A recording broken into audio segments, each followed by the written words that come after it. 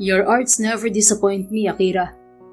Mula sa pagkakatitig sa kanyang mga artworks ay napalingon siya kay Senator Cruz na nasa tabi niya at tinitingnan ang kanyang mga ipininta na nakadisplay sa art gallery sa Maynila. Inorganize niya yon upang mabigyan ng pagkakataon ng ibang aspiring artist na makilala ang artworks ng mga ito. Thank you, Senator. Alam niyo naman na ang pagpipinta ang coping mechanism ko sa pagkawala ng ama ko more than a year ago. It's still fresh, you know. Maliit ang ngiti na tugon niya. Si Senator Ronald Cruz ang isa sa mga naging kaibigan ng kanyang ama sa politika. Ngayon ay narito ito dahil isa ring artist ang anak nitong si Claudia. Napailing ito at may pait sa mga ngiting nakapaskil sa labi. Who would have thought that the high and mighty Antonio de Vera would kill himself just like that?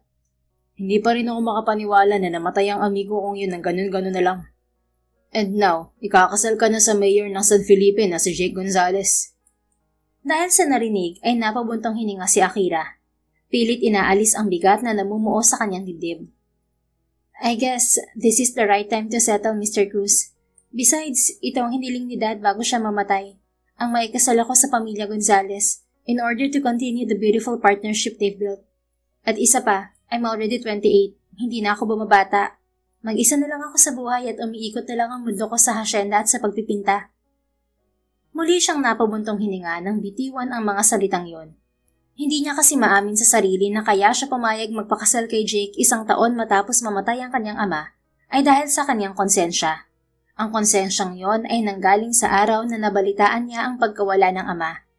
Bago pa mangyari yon ay nagkaroon sila ng matinding pagtatalo. Kaya naman ngayong 1 taon na itong namayapa ay naisip niyang pagbigyan ng hiling nito na makaisang dibdib si Jake.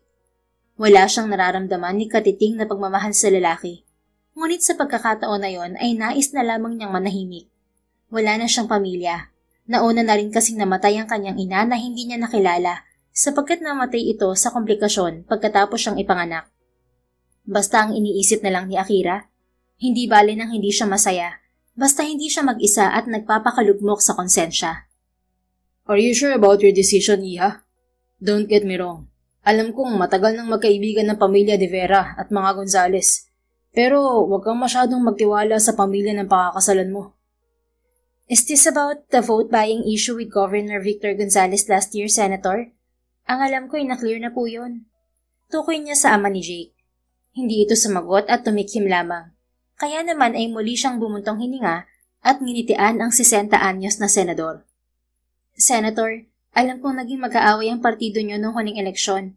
At alam ko rin na concerned lang kayo sa akin dahil naging magkaibigan din kayo ni Dad dati. But I just want to assure you na hindi ako magpapakasal sa pamilya nila kung may nakikita akong mali. Sasagot sana ang matandang senador, ngunit narinig niya ang boses ni Jake sa kanyang likod. Am I interrupting something? Seryosong tanong nito sa kanya at kaagad siyang hinawakan sa braso upang hilain palayo kay Senator Cruz. Jake, saway niya rito ngunit nanatili ang matalim na tingin nito sa matanda. Napangiwi si Akira nang maramdaman kung gaano kahigpit ang pagkakahawak ni Jake sa kanya. Stay away from Akira, Senator. Or else, enough with those empty threats, Mayor Jake Gonzalez. Agap ng matanda. Alam ko naman na hindi mo magagawang dungisan na pangalan mo, lalo pat malapit ka ng ikasal sa nag-iisang tagapagmana ng mga De Vera. I just hope that you take care of Akira and protect her from the enemies around. She's like a daughter to me, at hindi ko gusto na mapahamak siya. Hindi natin alam, baka nasa paligid lang ang mga threats sa kanya. You fucking... Jake, tama na! Mariing awat ni Akira. Mabuti na lang at nakaalis na ang matanda. Nakangisi pa ito bago tumalikod na tila lalong inaasar si Jake. Napabuntong hininga na lang muli si Akira, ngunit nagulat siya nang kaladka rin siya ni Jake patungo sa gilid, kung saan wala masyadong tao. Jake, masakit! Ano ba? Angil niya at buong lakas na itinulak to. Sobrang bilis ng kabog ng dibdib niya. Natatakot siya sa nakikitang galit sa mukha ng lalaki, ngayong nakatingin ito sa kanya. Kanina pa kita hinahanap, tapos nandun ka lang pala at kausap ang matandang yun. Ano meron sa inyong dalawa, ha? Enough, Jake. Nag-uusap lang kami. And my God, he's like a father figure to me. Naging magkaibigan sila ni Dad noon. He's my family's enemy, Akira. And I have nothing to do with that.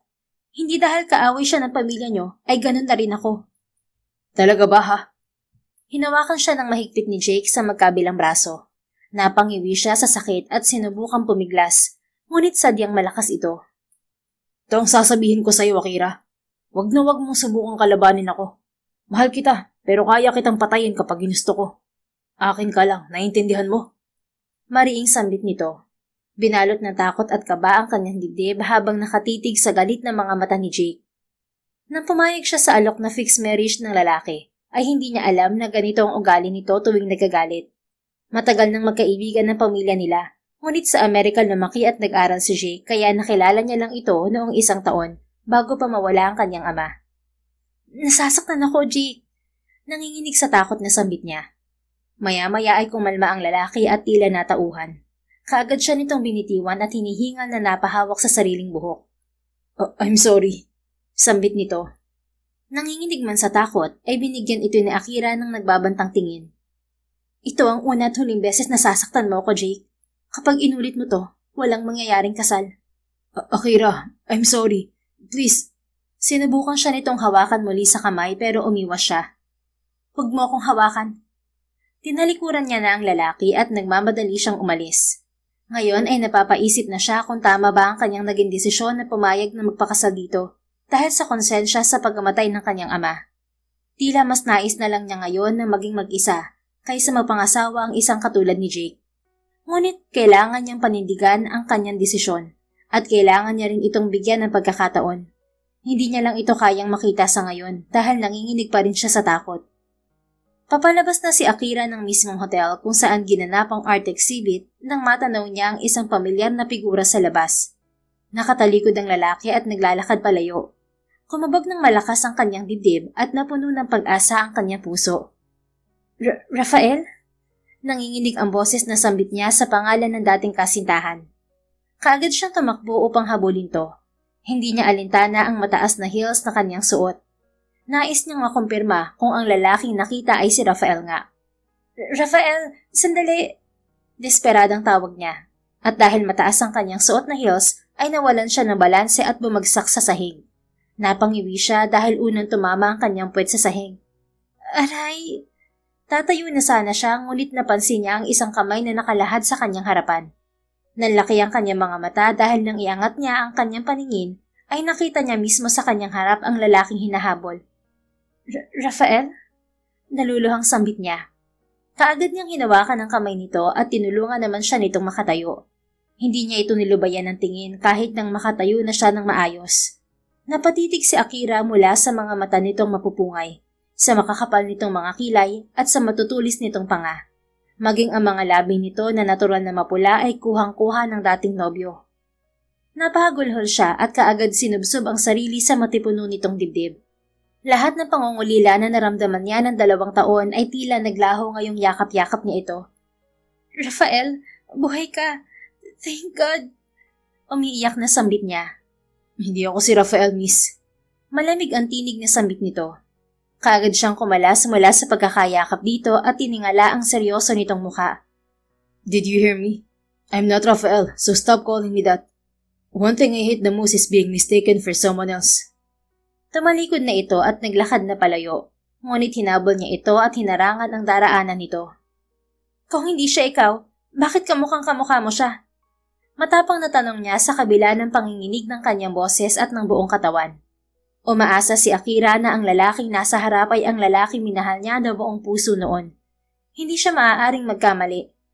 Please, sabihin mong ikaw si Rafael. Umiiyak na pakiusap niya. Suminghal ang lalaki at isinuksok ang mga kamay sa bulsa. Why would I do that? I'm Zachary Hidalgo, the owner of multi-billion company. The Hidalgo Group of Companies. Bakit ka sasabihin na ako ang taong yun para lang matuwa ka? To make you look stupid? Dahil sa sinabi nito ay natigilan si Akira at napaatras. Bagsak ang mga balikat na tinitigan niya ang mukha nito at saka tahimik na lumuha. Damang-dama niya ang kirot sa kanyang dibdib dahil batid niya na nabigo siya at umasa sa wala. Alam niya ang kumpanyang binanggit nito. Sikat yun sa business world. Food and beverage ang pangunahing produkto ng mga ito. Telecommunications at marami pang iba. Wala sa kalingkingan ng yaman ng lalaking ito ang yaman niya. You're right. I'm so stupid. Bakit ba ako umaasa na ikaw siya? 2 taon na siyang patay. I'm sorry. Sobrang miss ko na lang siguro siya. Bakit siya namatay? Imbes ay tanong nito. He took his own life. For what reason? Because I left him. Iniwan ko siya sa araw ng kasal namin. Hanggang ngayon, sinisisi ko ang sarili ko dahil sa nangyari sa kanya. Sa araw-araw na ginawa ng Diyos, puro guilt na lang ang nararamdaman ko. Kay Rafael, kay Dan. I'm so fucking tired of everything and I felt so alone. Itinukod ni Akira ang mga kamay sa kanyang tuhod at napahagulgol. Hindi niya napigilan ang paglabas ng kanyang emosyon ngayong bumabalik lahat ng sakit na naramdaman niya nang makita niya noon ang dugo ang pulso ni Rafael. Dinala niya noon ang nobyo sa ospital, ngunit binawalan na siya ng kanyang ama na pumunta roon. Hanggang sa nabalitaan na lang niya na wala na ito. Hindi niya alam kung saan ito nakalibing o kung sino ang kumuha sa bangkay nito. I couldn't mourn his death. I don't even know where they buried him. Wala akong nagawa para sa kanya. Kaya hanggang ngayon, ang bigat-bigat pa rin ang dibdib ko. Kahit alam kong wala na siya, kahit alam kong hindi ko na siya makikita ulit, palagi pa rin siyang nasa puso't isip ko. Gusto kong magpaliwanag sa kanya. Gusto kong sabihin sa kanya dahilan ko bakit ako umurong sa kasal. Pero wala nang saysay ang lahat. Patay na siya ng dahil sa akin. Nakita niya ang pag-ismid ng lalaki, kaya tiningala niya ito sa kabila ng panlalabo ng kanyang paningin dahil sa luha. I can't stand you, woman. Umiiyak-iyak ka ngayon na para bang hindi mo alam na kasalanan mo nangyari sa Rafael na yun. You said you left him on the day of your wedding. That's unfortunate. Naaawa ako sa kanya. I mean, kahit ako, ganun din ang gagawin ko. Magpapakamatay din ako. But if I were him... Humakbang ito palapit sa kanya at dahan-dahan naman siyang napaatras. If I were him, babalikan muna kita. Dugtong nito na may matalim na tingin. I will torture you and make you spit all those stupid reasons why you left me. At kapag hindi ko nagustuhan ng mga sinagot mo, then I'll kill you before I kill myself too. Hindi ko hahayaan na maging masaya ka, miss. Natawa si Akira ng mapait. Really? I would love that. Para hindi ko na nararamdaman tong sakit sa dibdib ko. Pero sa sinabi mong yan, totoo nga talaga na hindi ikaw si Rafael. He would never hurt me. Kamukha ka lang niya, pero hindi kayo magiging magkatulad. Binigyan pa niya ang lalaki ng isang matalim na tingin bago niya ito nilampasan upang bumalik na sa loob ng gallery. Ngunit nagulat siya nang hatakin nito ang kanyang braso at sapilitang pinaharap. We're not done yet, miss. Ano ba? Bitiwan mo ako. I wanna give you some advice, woman. If our paths ever cross again, at tinawag mo ko ulit sa pangalan ng lalaking yun, I will show you what kind of monster I am. Winakli ni Akira ang braso nito at binigyan ito ng matalim na tingin. I've been living in hell. Tingin mo matatakot pa ako sa pagbabanta mo, mister? Isa pa, I don't think na makikita pa tayo ulit. Inirapan niya ito bago ito tinalikuran. Nanginginig pa rin ang buong katawan niya habang naglalakad pabalik sa loob. Gusto niyang sabunutan ng sarili sa pag-aakala na si Rafael ang lalaking yon. Patay na ang lalaking tanging minahal niya at hindi na ito babalik pa. Where have you been? Napatigil siya sa paglalakad ng makasalubong si Jake. Nanlilisik ang mga mata nito at kaagad na namuo ang takot sa dibdib niya. Nagpahangin lang ako sa labas. Hindi ito sumagot at nanatiling nakatitig sa kanya na tila tinatan siya kung nagsasabi siya ng totoo. Really, Akira? Nagulat siya nang sinunggaban siya nito ng halik sa liig. Mabuti na lang at naitulak niya ito. Ngunit dahil sa kanyang ginawa ay mas talong nanlisik ang mga mata ni Jake. Bakit? Sinong gusto mong humalik sa'yo? Yung lalaking hinabol mo kanina? Siya ba? Akala mo ba hindi ko nakita, ha? Nakipag-usap lang naman ako. Anong problema mo? I've already warned you, Jake. Kapag hindi ka tumino, walang kasal na mangyayari. Hindi niya na ituloy ang kanyang sinasabi nang maramdaman niya ang pagdapo ng palad ni Jake sa kanyang pisngi. Sa sobrang lakas niyon ay nawalan siya ng balanse at bumagsak sa sahig. Panandali ang umugong ang kanyang pandinig at nakaramdam ng pagkahilo. Napaawang ang bibig ni Akira sa sobrang pagkabigla at napahawak sa kanyang pisngi na namamanhid ngayon. Napaungon siya sa sakit nang yumukod si Jake sa harap niya upang hatakin pababa ang kanyang buhok at mapatingala siya rito. Do you really think that you can leave me just like that, Akira? Kung nakaya mong iwan si Rafael noon sa mismong kasal niyo, pues, hindi mo magagawa sa akin yun. That man is a loser, at walang-wala siya sa kalingkingan ko, Akira. Nasasaktan man sa marahas nitong paghawak sa kanyang buhok, ay nagawa niya itong bigyan ng matalim na tingin. You really think, huh? Tama ka. You were more powerful than him. Kaya nga mas gusto ni Dad na ikaw ang pakasalin ko noon kaysa sa kanya. And yes, iniwan ko siya sa mismong kasal namin. Pero hindi dahil hindi ko siya mahal. I had to leave in order to protect him from my dad. And I guess that was an act of love that I had for him. Pero ikaw, kahit iwan kita at kahit magmakaawa ka, hindi ako babalik sa'yo. Mas lalong hindi kita mamahalin. Dahil sa mga binitiwan niyang salita ay tila mas nag-alab ang galit sa mga mata ni Jake. Umangat muli ang kamay nito upang saktan siya ulit. Ngunit natigilan ito nang marinig ang bulungan sa paligid. Nang tingnan ni Akira ang paligid, ay napapaligiran na pala sila ng mga taong nakakita sa nangyayari. Ang ilan sa mga ito ay may hawak na cellphone at halatang kinukuhanan si Jake. What are you doing, dumbass? Give me your damn phone! Sinugod nito ang isang lalaki na may hawak na cellphone na nakatutok dito. Mabuti na lang at dumating ang dalawang bodyguards ni Jake at inawat ang lalaki na tila nawawala na ngayon sa sarili. Tinulungan naman siyang makatayo ng isa nitong bodyguard. Nagkagulo na kaya naman nagdesisyon na si Akira na umalis na sa lugar na yon. Ngunit bago pa man siya makaalis ay pinigilan na siya ni Jake at sinabing kailangan pa nilang mag-usap. Kaya naman pumayag siya at sumama sa pag-uwi sa mansyon nito sa San Felipe. Sumama siya hindi upang makipag-ayos, kung hindi upang putulin na ang koneksyon niya sa pamilya Gonzales. I can't believe this. What the hell are you thinking, Jake? Nag-iskandalo ka sa isang art exhibit na dahil lang sa nagselos ka? Hindi mo ba alam na makaka-apekto yan sa image mo? Anong kagaguhan ang dinala mo sa pamilyang to? Galit na bulyaw ng ama ni Jake na si Governor Victor Gonzales. Nasa malaking sala sila ngayon at tahimik lang na nakaupo si Akira habang pinapanood ang panggigisa kay Jake ng ama nito. Jake, anak, hindi pwedeng basta-basta ka nalang manunugod ng tao. Kailangan mong mag-ingat. Mabuti na lang at naagapan namin ang pagkalat ng videos mo. Paano kung wala kami? At paano kung wala kaming koneksyon? Please, mag-ingat ka naman. Baguhan ka pa lang sa politika. Huwag mo sanang sayangin ang posisyon mo. You have to control your emotions. Naiiyak na sambit naman ng ina ni Jake na si Marisa Gonzales. Napailing na lang si Akira dahil mas iniintindi pa ng mga ito ang image ni Jake. Ni hindi man lang kinumusta ng mga ito ang kalagayan niya, kahit pabatid ng mga ito kung anong ginawa ng anak ng mga ito sa kanya. Sinulyapan niya si Jake na nakaupo sa kabilang couch. Nakayuko lang ito at magkasalikop ang mga kamay habang ang mga mata ay seryosong nakatutok sa kanya. Jake, are you even listening? Are you trying to ignore us after what you did? Galit na sigaw ng ama nito. Bumuntong hininga si Akira dahil naririndi na siya sa mga sigaw na naririnig. Tumayo siya at napatingin naman sa kanyang mag-asawa. I'll go home. Sumama lang naman po ako dito para sabihin na the wedding is off. Walang prenong sambit niya na ikinagulat ng mag-asawa. Biglang tumayo si Jake at naglakad palapit sa kanya upang hawakan siya sa braso. You can't do this to me, Akira. Mariin itong sambit habang nanlilisik ang mga mata nito sa kanya. Ngunit hindi siya nagpakita ng takot at iwinakli niya ang braso mula rito.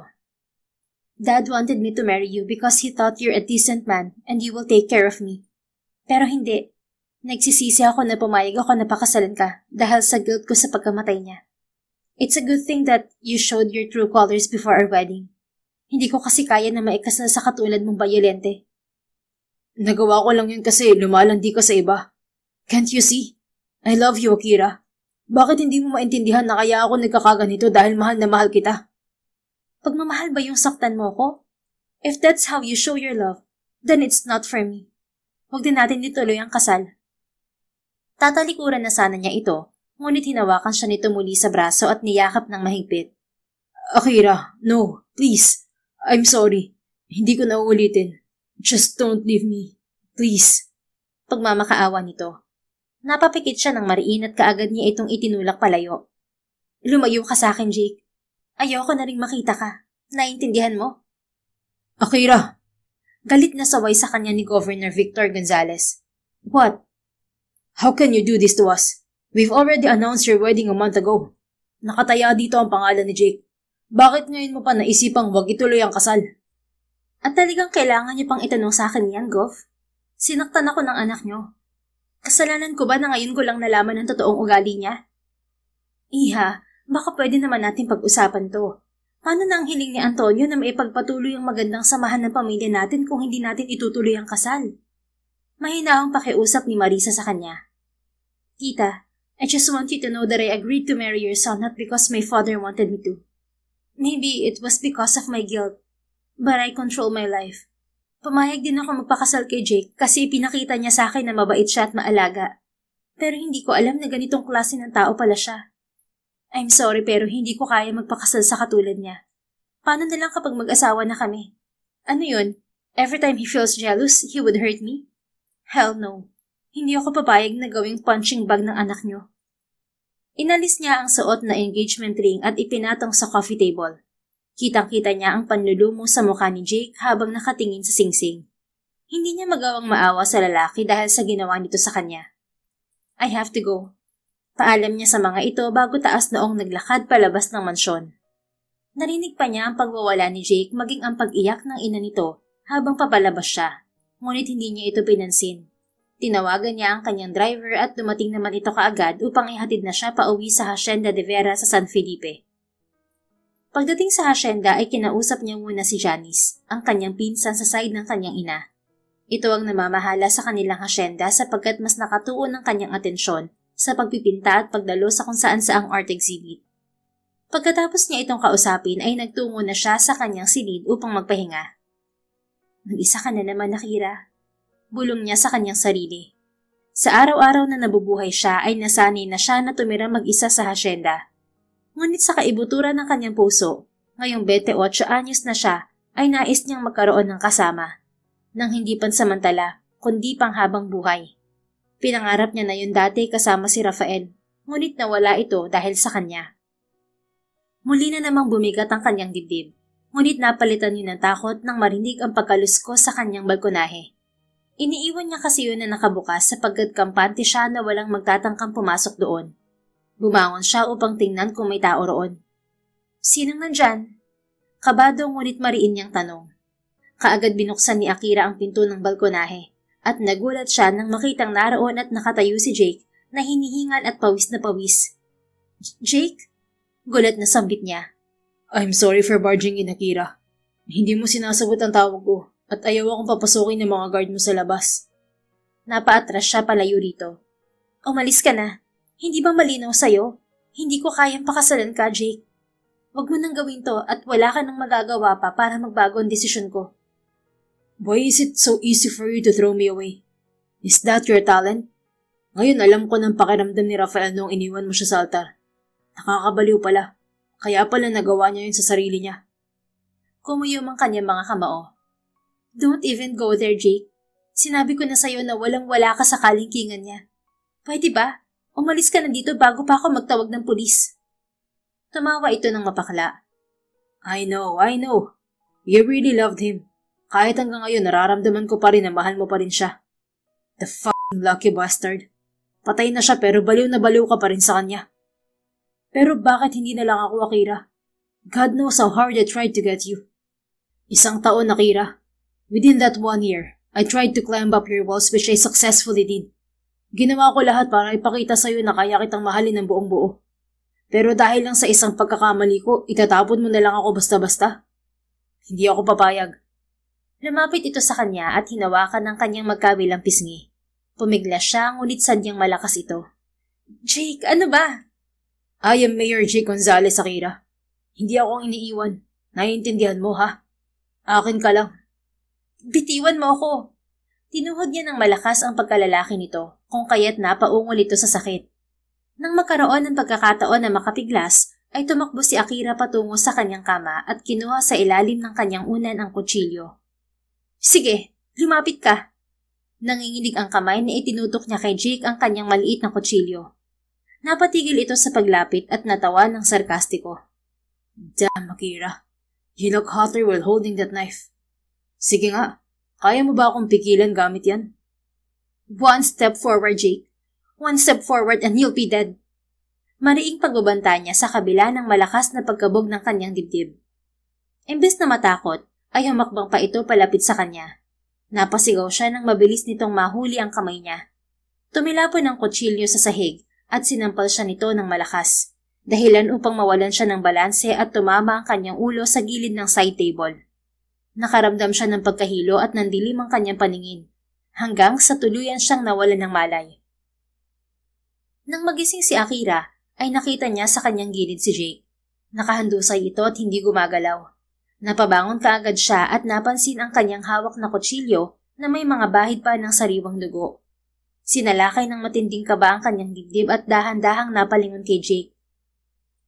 Oh my God!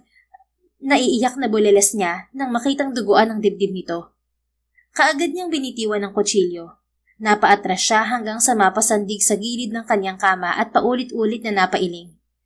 Jake? Nanginginig ang boses na sambit niya. Napasabunot siya sa kanyang buhok. Pilit inaalala kung siya ba ang gumawa niyon kay Jake. Wala siyang matandaan. Ang huling naaalala niya ay tumilapon ng kutsilyo at sinampal siya nito bago siya nawala ng malay. Hindi akong gumawa nito. Hindi. Umiiyak niyang bulong.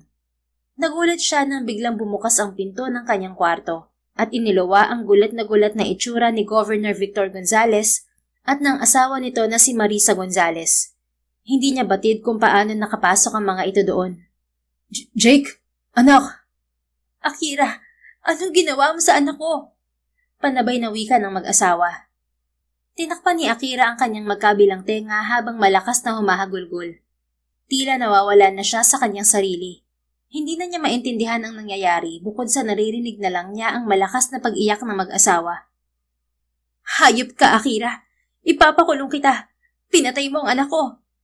Iyak ni Marisa Gonzales habang yakap ang dugo ang katawan ni Jake. Hindi ako pumatay sa kanya. Maniwala kayo sa akin. Kung hindi ikaw, sino? Ikaw lang ang kasama niya rito. Galit na tanong ng gobernador. Nahihilo man ay nagawa niyang tumayo. Nagbabalak na tumakbo palabas sa takot na ipahuli siya ng mga ito sa pulis. Hindi ako ang pumatay sa kanya. Depensa niya bago siya tumakbo palabas ng kanyang kwarto. Narinig pa ni Akira ang pagsigaw ng mag-asawa, ngunit mas binilisan niya lang ang pagtakbo. Hinarang siya ng 2 bodyguards ng gobernador, ngunit kinagat niya ang kamay ng isa at sinipa naman ng isa pa. Napasigaw ang mga ito sa sakit. I'm sorry. Muli siyang tumakbo kahit pa hindi niya batid kung saan siya pupunta. Tumakbo siya ng tumakbo hanggang sa makarating siya ng garahe kung saan naroon ang kanyang kotse. Sa kanya lang naalala na wala nga pala sa kanya ang susi at naiwan sa kanyang kwarto. Wala siyang nagawa kung hindi ang tumakbo ulit hanggang sa makarating sa malaking gate. Wala roon ng gwardya na dapat ay nagbabantay. Hindi niya na yun pinansin at nagpatuloy siya sa pagtakbo hanggang sa tuluyan siyang makalabas ng gate. Madilim ang kalsada sa labas, ngunit hindi yun ang nagpatigil sa kanyang pagtakbo, kundi ang narinig niyang malakas na putok ng baril. Napatigil siya at napatakip sa kanyang tenga. Dahan-dahan siyang napalingon sa kanyang likod at nakitang naroon ang 2 tauhan ng gobernador. Nakatutok ang hawak ng mga baril sa kanyang direksyon. Hindi ako ang pumatay sa kanya. Maniwala kayo. Mama Kira, hindi rin namin gusto to. Pero kapag pinilit yung tumakas, mapipilitan kaming barilin kayo. Pagbabanta ng isang tauhan. Napaatras siya na mag-umpisa ang mga ito na maglakad palapit sa kanya. Wala siyang ginawang masama, ngunit kailangan niyang tumakas dahil sa matinding ebidensya na magtuturo sa kanya bilang suspect. Muling umalingaw-ngaw ang magkakasunod na putok ng baril, kaya napasigaw siya sa gulat at sa takot. Sa pagkakataon na yon ay napatingin siya sa 2 tauhan ng gobernador at nanlaki ang kanyang mga mata nang makitang nakahandusay na ang mga ito at duguan ang mga dibdib. Nanigas si Akira sa kanyang kinatatayuan nang maramdaman ang mga yabag sa kanyang likuran. Batid niya na ito ang bumaril sa 2. Hindi niya alam kung kakampi niya ito o papatayin din siya nito. Bago pa siya makahuma ay tinakpan na nito ang kanyang bibig gamit ang isang panyo. Nakaramdam kaagad siya ng pagkahilo hanggang sa unti-unting bumigat ang kanyang talukap. Nagising na lamang si Akira sa isang malaking kwarto na hindi pamilyar sa kanya. Kaagad siyang bumangon at inilibot ang mga mata sa paligid. Nasaan ako? Tanong niya sa kanyang sarili. Kaagad siyang bumaba ng kama at nagtungo sa pinto, ngunit nakalock yon. Hinampas niya yon at nagsisigaw. Hello? May tao ba riyan? Palabasin niyo ako rito! Sigaw niya habang paulit-ulit na hinahampas ang pinto. Ilang segundo lang ay bumukas yon at iniluwa ang isang lalaking nakasuot ng itim na suit. Matangkad ito at napakalinis tingnan dahil na rin sa maputi nitong balat at sa buhok nito na nakaayos pagilid. Miss Akira, may kailangan po ba kayo? Tanong nitong nakangiti ng malaki. Nasaan ako? At sino ka? Bakit ako nandito? Sunod-sunod niyang tanong. Miss Akira, you need to relax. Hindi kami masamang tao. Kami? Sinong kasama mong dumakip sa akin? Anong kailangan niyo sa akin? Natawa ito sa kanyang mga sinabi at namulsa. First of all, hindi ka namin dinakip, miss. I just made you stay para hindi ka magtaka kung sino ako o kung saan kita dadalhin. And besides, hindi mo dapat malaman kung saan lugar ka naroroon. Hindi ko maintindihan. Bakit niyo ako dinala rito? Sino ba kayo? At anong kailangan niyo sa akin? Miss Akira, there's so many things that I can't disclose to you. Malalagot ako sa boss ko. Natatawa nitong sambit. Boss? Then iharap mo ako sa kanya. Humalukip-kip ito. No, not yet. Hindi. Tumabi ka. Kakausapin ko siya. Mariing utos niya rito, ngunit tila hindi ito apektado. I only have one person to follow, Miss Akira. At hindi ikaw yun. Nag-isang linya ang kanyang mga labi sa sobrang inis. Hanggang sa may maisip siyang paraan upang madistract ito. Ayaw mo ha? Hinawakan niya ang laylayan ng suot nitong nightgown at akmang huhubarin yun. Wait, anong ginagawa mo, Miss Akira? Nagpapanik nitong tanong. I'm taking off my clothes, obviously. Dito sa harap ko? Seryoso ka ba? Gusto mo bang patayin ako ng boss ko? Ayaw mo talaga akong padaanin, Mr. Labanos? Sige, itutuloy ko na lang ang paghuhubad ko para malagot ka sa boss mo. Gagawin niya talaga ang kanyang banta kapag hindi siya nito pinadaan. Ganon siya kadesperada na makita o makilala ang taong nasa likod nito. Gusto niyang malaman kung anong motibo nito at kung bakit naroon ang mga ito sa labas ng hasyenda. Fine. Ayaw mo talagang tumabi ha? Maghuhubad na lang ako. I will count to 3. 1, 2. Oo na. Ibaba mo na yung damit mo, Miss Akira. Nakapikit na sigaw nito habang nakangiwi pa. Dumaan ka na, bilisan mo. Nakangising binitiwan niya ang kanyang suot na damit. Madali ka naman palang kausap, Mr. Labanos eh. Tabi. Napapakamot sa ulo na gumilid ang lalaki upang padaanin siya. Inirapan niya ito at dire-diretsyong nagtungo sa maluwang na sala kung saan nakaupo roon ang lalaking nakasuot din ng itim na suit at nakatalikod sa kanyang direksyon. Madilim sa pwesto nito. Ikaw bang boss ng Labanos na yon? Tanong niya sa lalaking nakatalikod. Hindi ito sumagot. Prente lamang itong nakaupo habang sumisimsim ng alak sa hawak na crystal shot glass. Hoy lalaki, bakit ba ayaw mong sumagot? Pipi ka ba? Inis na tanong niya rito. Sa wakas ay gumalaw ang lalaki at ibinaba ang hawak na shot glass sa kaharap na coffee table. Dahan-dahan itong tumayo kung kaya't nakita ni Akira kung gaano ito katangkad. Kumalabog ang kanyang dibdib dahil tila pamilyar ang likod nito. Katulad ng nakita niya sa art exhibit kanina. Sa pagharap ng lalaki ay mas lalong bumilis ang tibok ng puso ni Akira. Gayunpaman, kitang-kita niya mula sa kanyang kinatatayuan ang pamilyar nitong ilong at mga labi. Ito nga ang lalaki sa exhibit kanina na napagkamalan niyang si Rafael. Anong kinalaman nito sa nangyari sa hasyenda? At bakit siya nasa poder nito ngayon? Miss Akira de Vera.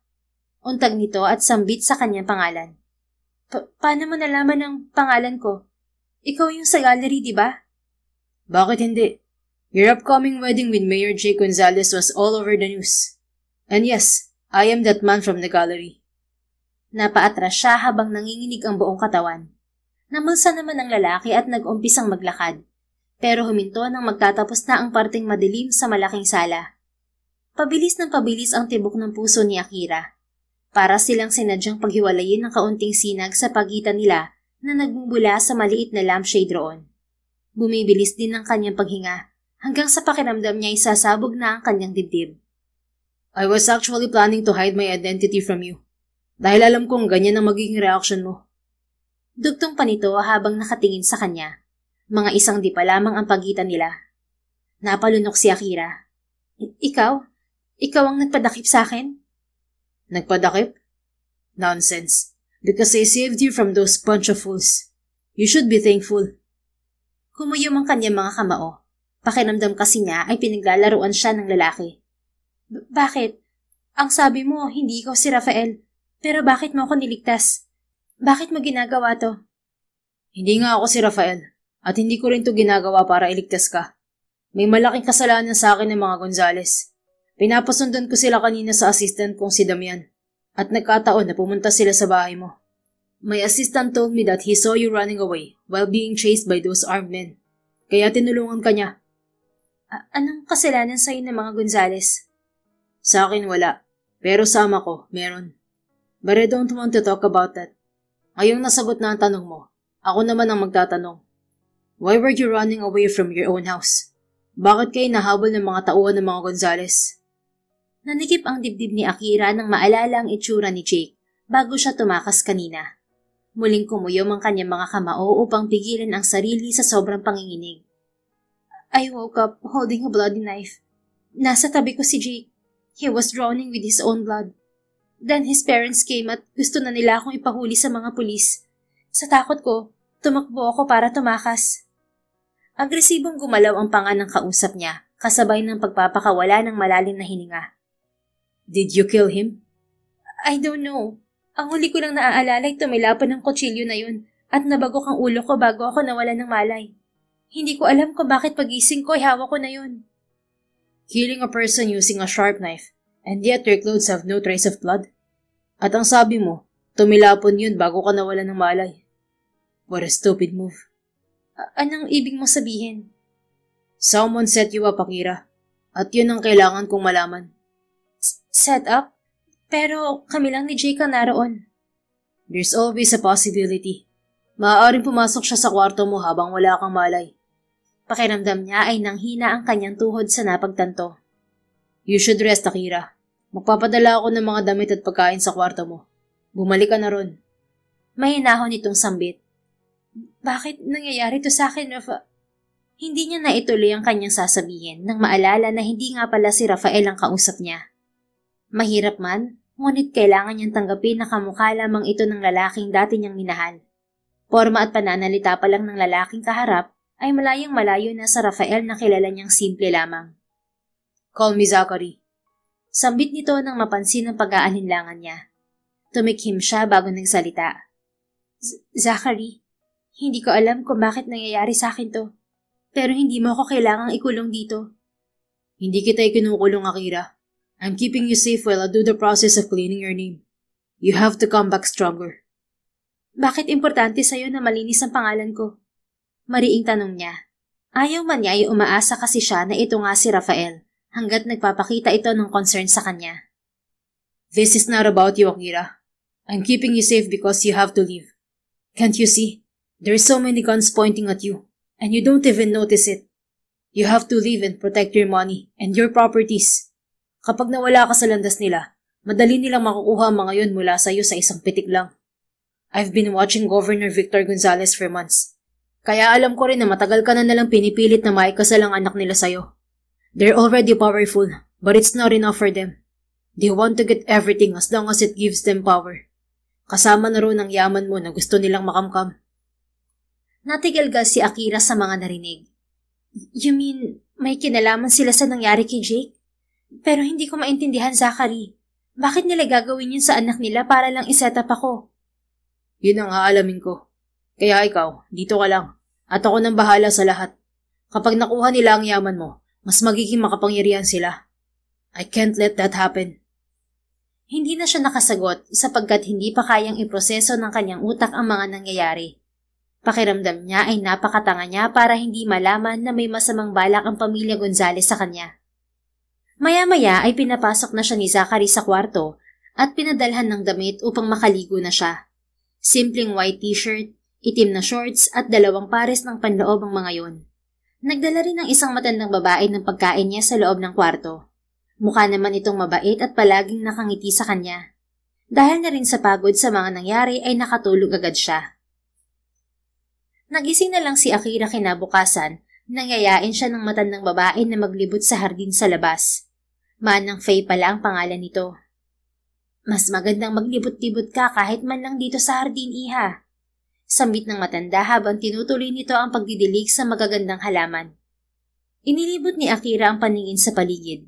May kalakihin ang lugar at mukhang mamahalin ang mga gamit na naroon. Sa gilid ay may malaking swimming pool. Nasaan po ba tayo, Manang? Nasa ligtas na lugar ka. Huwag kang mag-alala. Hindi masamang tao si Sir Zachary. Hindi siya nakasagot. Hindi niya alam kung dapat pang pagkatiwalaan talaga si Zachary. Pero hindi niya rin naman maiwasan na hindi magtiwala sapagkat iniligtas siya nito at nangakong lilinisin ang pangalan niya.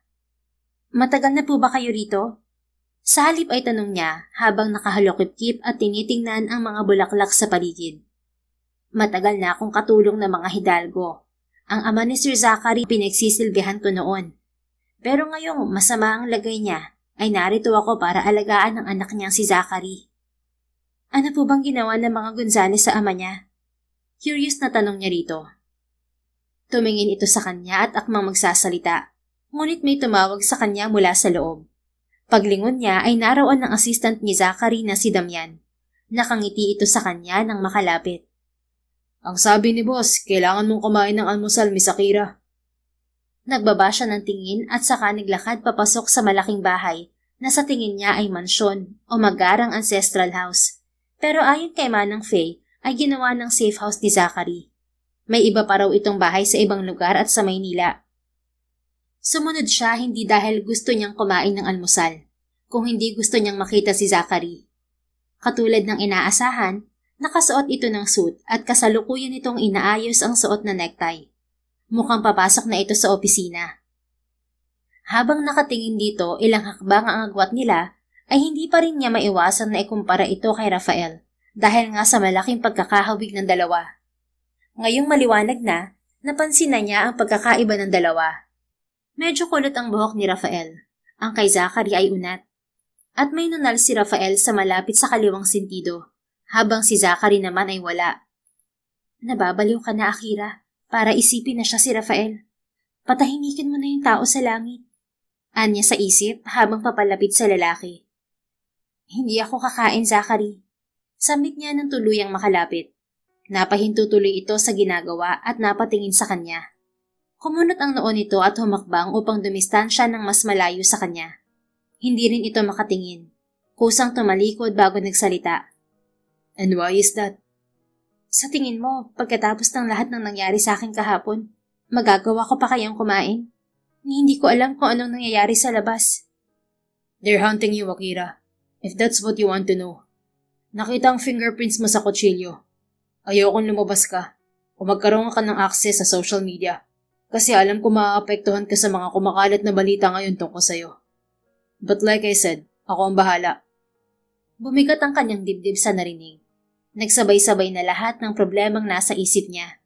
Kung bakit nangyari ng lahat ng to sa kanya at kung bakit siya na-involve sa lalaking kamukha ni Rafael. So wala akong gagawin dito? Tutunga nga lang ako, ganon? I don't even know where I am. Pakiramdam ko tuloy ang dami mong tinatago sa akin. Kagabi bago namatay si Jake, I've done my research about the Hidalgo group of companies. And I couldn't see your name on it. Bakit? Dahil ba may tinatago ka? That's because I'm hiding my identity. I don't do interviews with magazines. My company, my rules. So if I want to be private, just like my personal life, that's my decision. But just because I'm hiding identity, that doesn't mean that I'm lying to you. And what's the point of this conversation, Akira? All you have to do is stay here and behave. Marami akong iniisip kaya huwag ka nang dumagdag pa. Magpasalamat ka na lang na may tumutulong sa'yo. Mahabang sermon ito, pero nakatalikod sa kanya habang nakapamulsa. Sabihin na natin na totoo yung sinasabi mo. Pero bakit hindi ka makalapit sa akin? At bakit hindi ka makatingin ng face to face? Saka bakit ayaw mo akong palabasin? Pwede naman akong humingi ng tulong sa mga kakilala ko at ng daddy ko. What for? You've already seen my face. Umiiwas ako dahil ayoko lang na makita mo na naman sa akin yung lalaking yun. Napatay na. Kaya ayokong lumapit sa'yo. Sinabi ko na, di ba? Na sa lahat ng ayaw ko, yung kinukumpara ako sa iba, lalo na sa patay na. Anong magagawa ko? You look exactly like Rafael. Masisisi mo ba ako? Hindi ito sumagot. Napalunok siya nang maalala ang pagbabanta nito noon tungkol sa pagbabanggit niya ng pangalan ng dating kasintahan.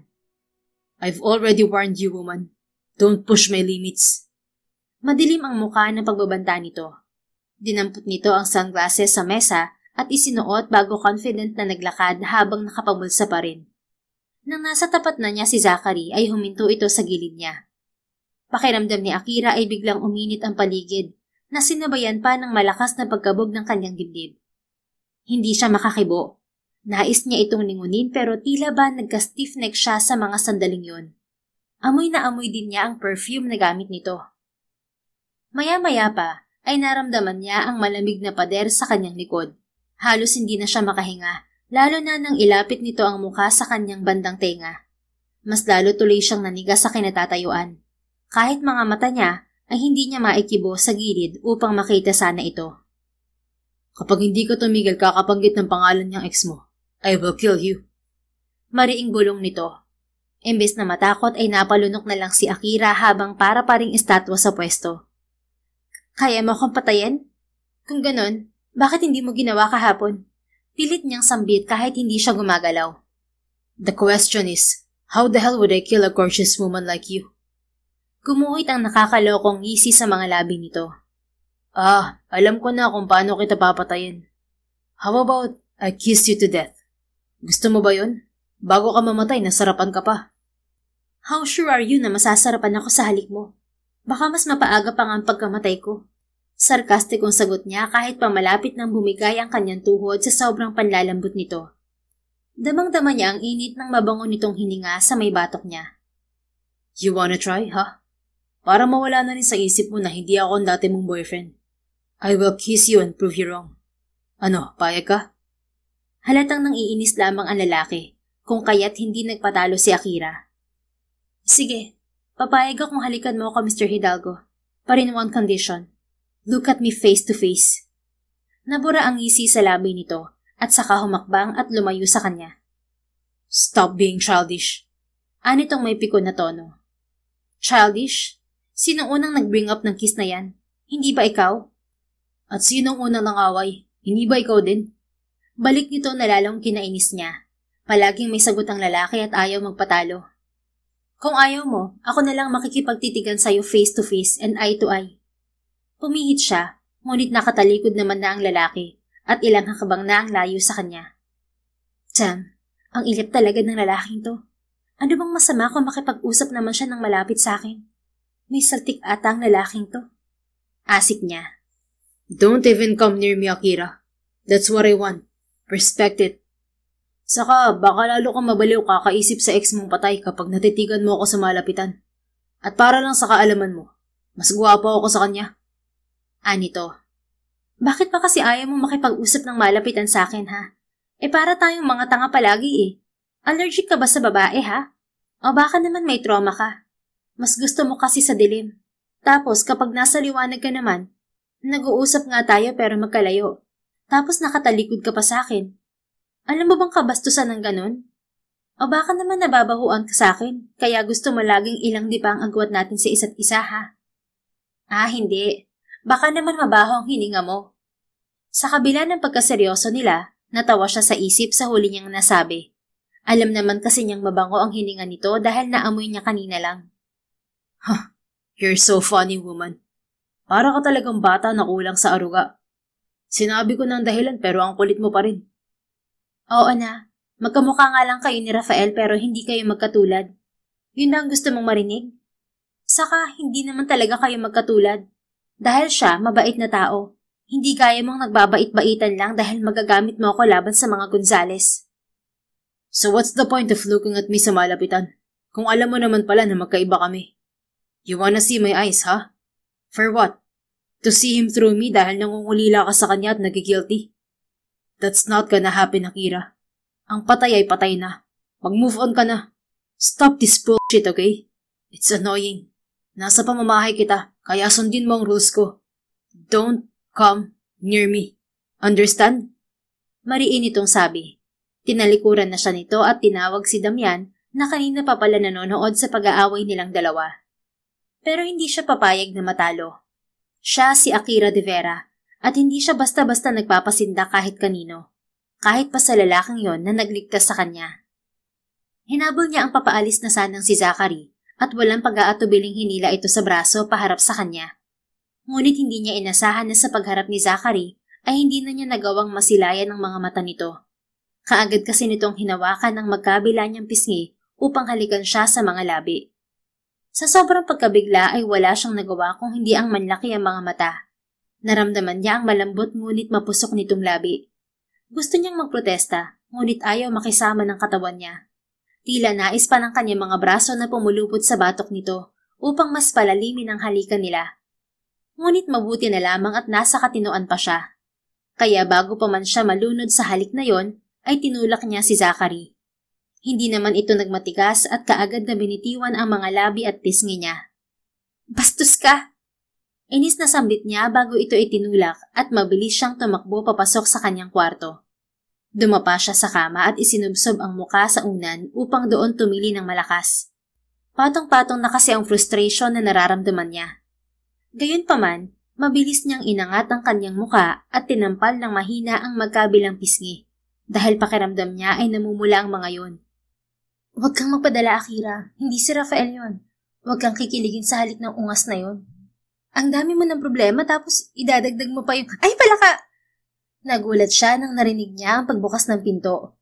Nang tingnan niya yon ay nakita niyang si Damian ang nakasilip doon at nakangiti ng alanganin sa kanya. "Don't you know how to knock, Mr. Labanos?" "Sorry, Miss Akira. Paalis na kasi kami ni Sir Zachary. May pinapabigay siya sa'yo." Napasimangot siya lalo. Pagkatapos niya akong halik, "Don't worry, Miss Akira. Magpapanggap na lang akong wala akong nakita kanina.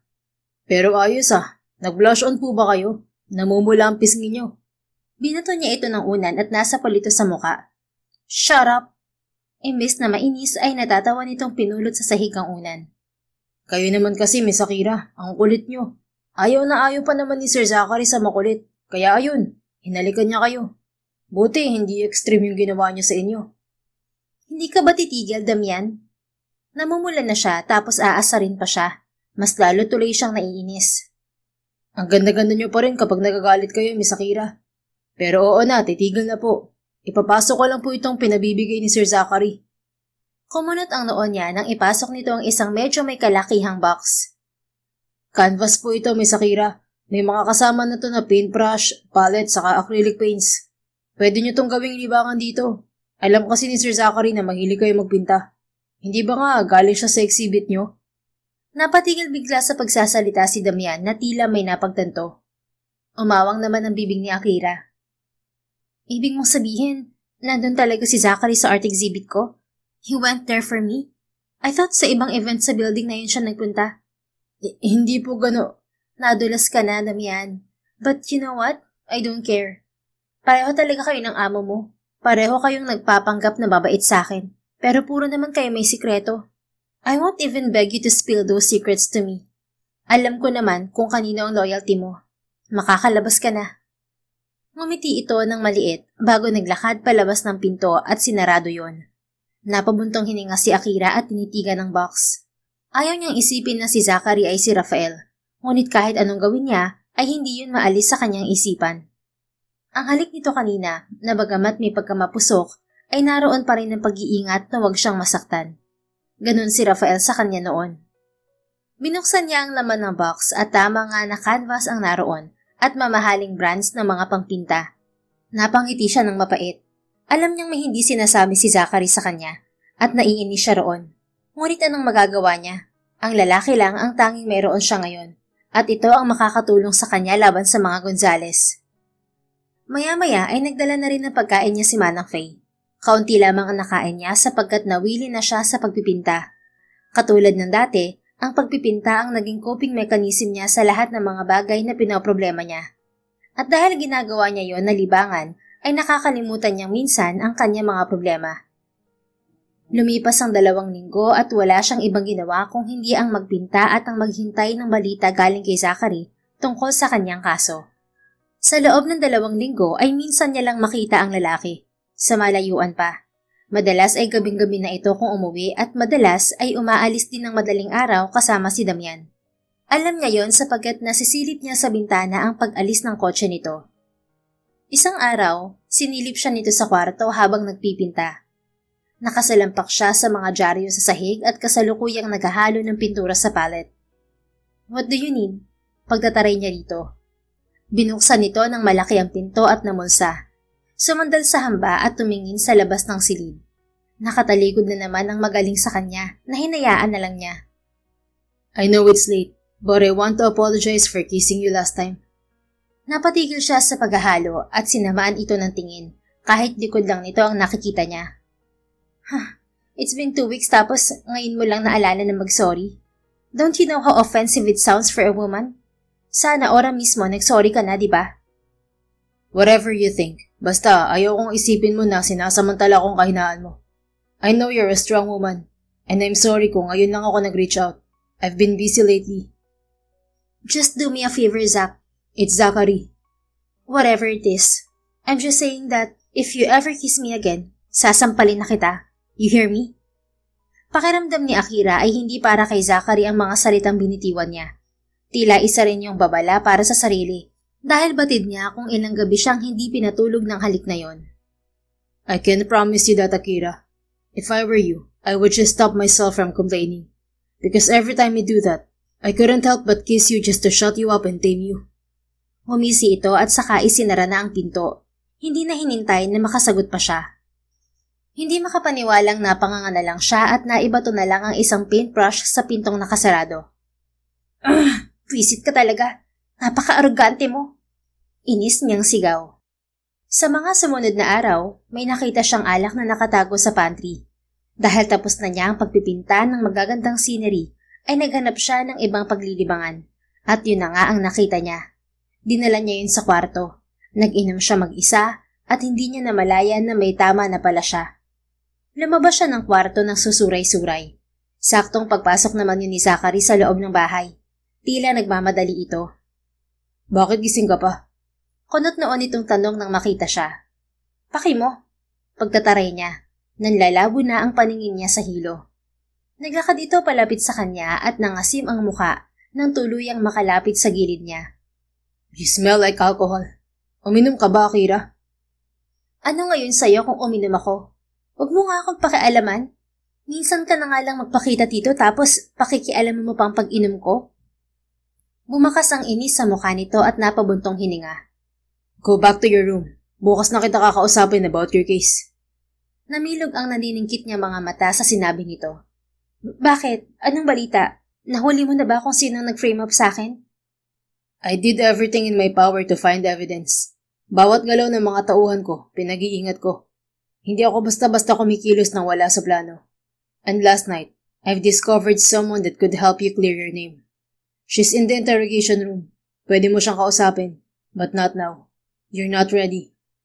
Anong hindi? Ready na ako. Dalhin mo ako sa kanya. Bilis. Hindi pa nga pwede. You need to sober up first. Bakit pa? Kakausapin ko lang siya. Gusto kong malaman kung anong kinalaman niya sa mga nag-frame up sa akin. Napabuntong hininga ito at mariin siyang hinawakan sa magkabilang braso. Calm down, okay? Makakausap mo siya. Hindi nga lang ngayon. Pumasok ka na sa kwarto mo at ayusin ang sarili mo. Kababaeng tao, lasing ka.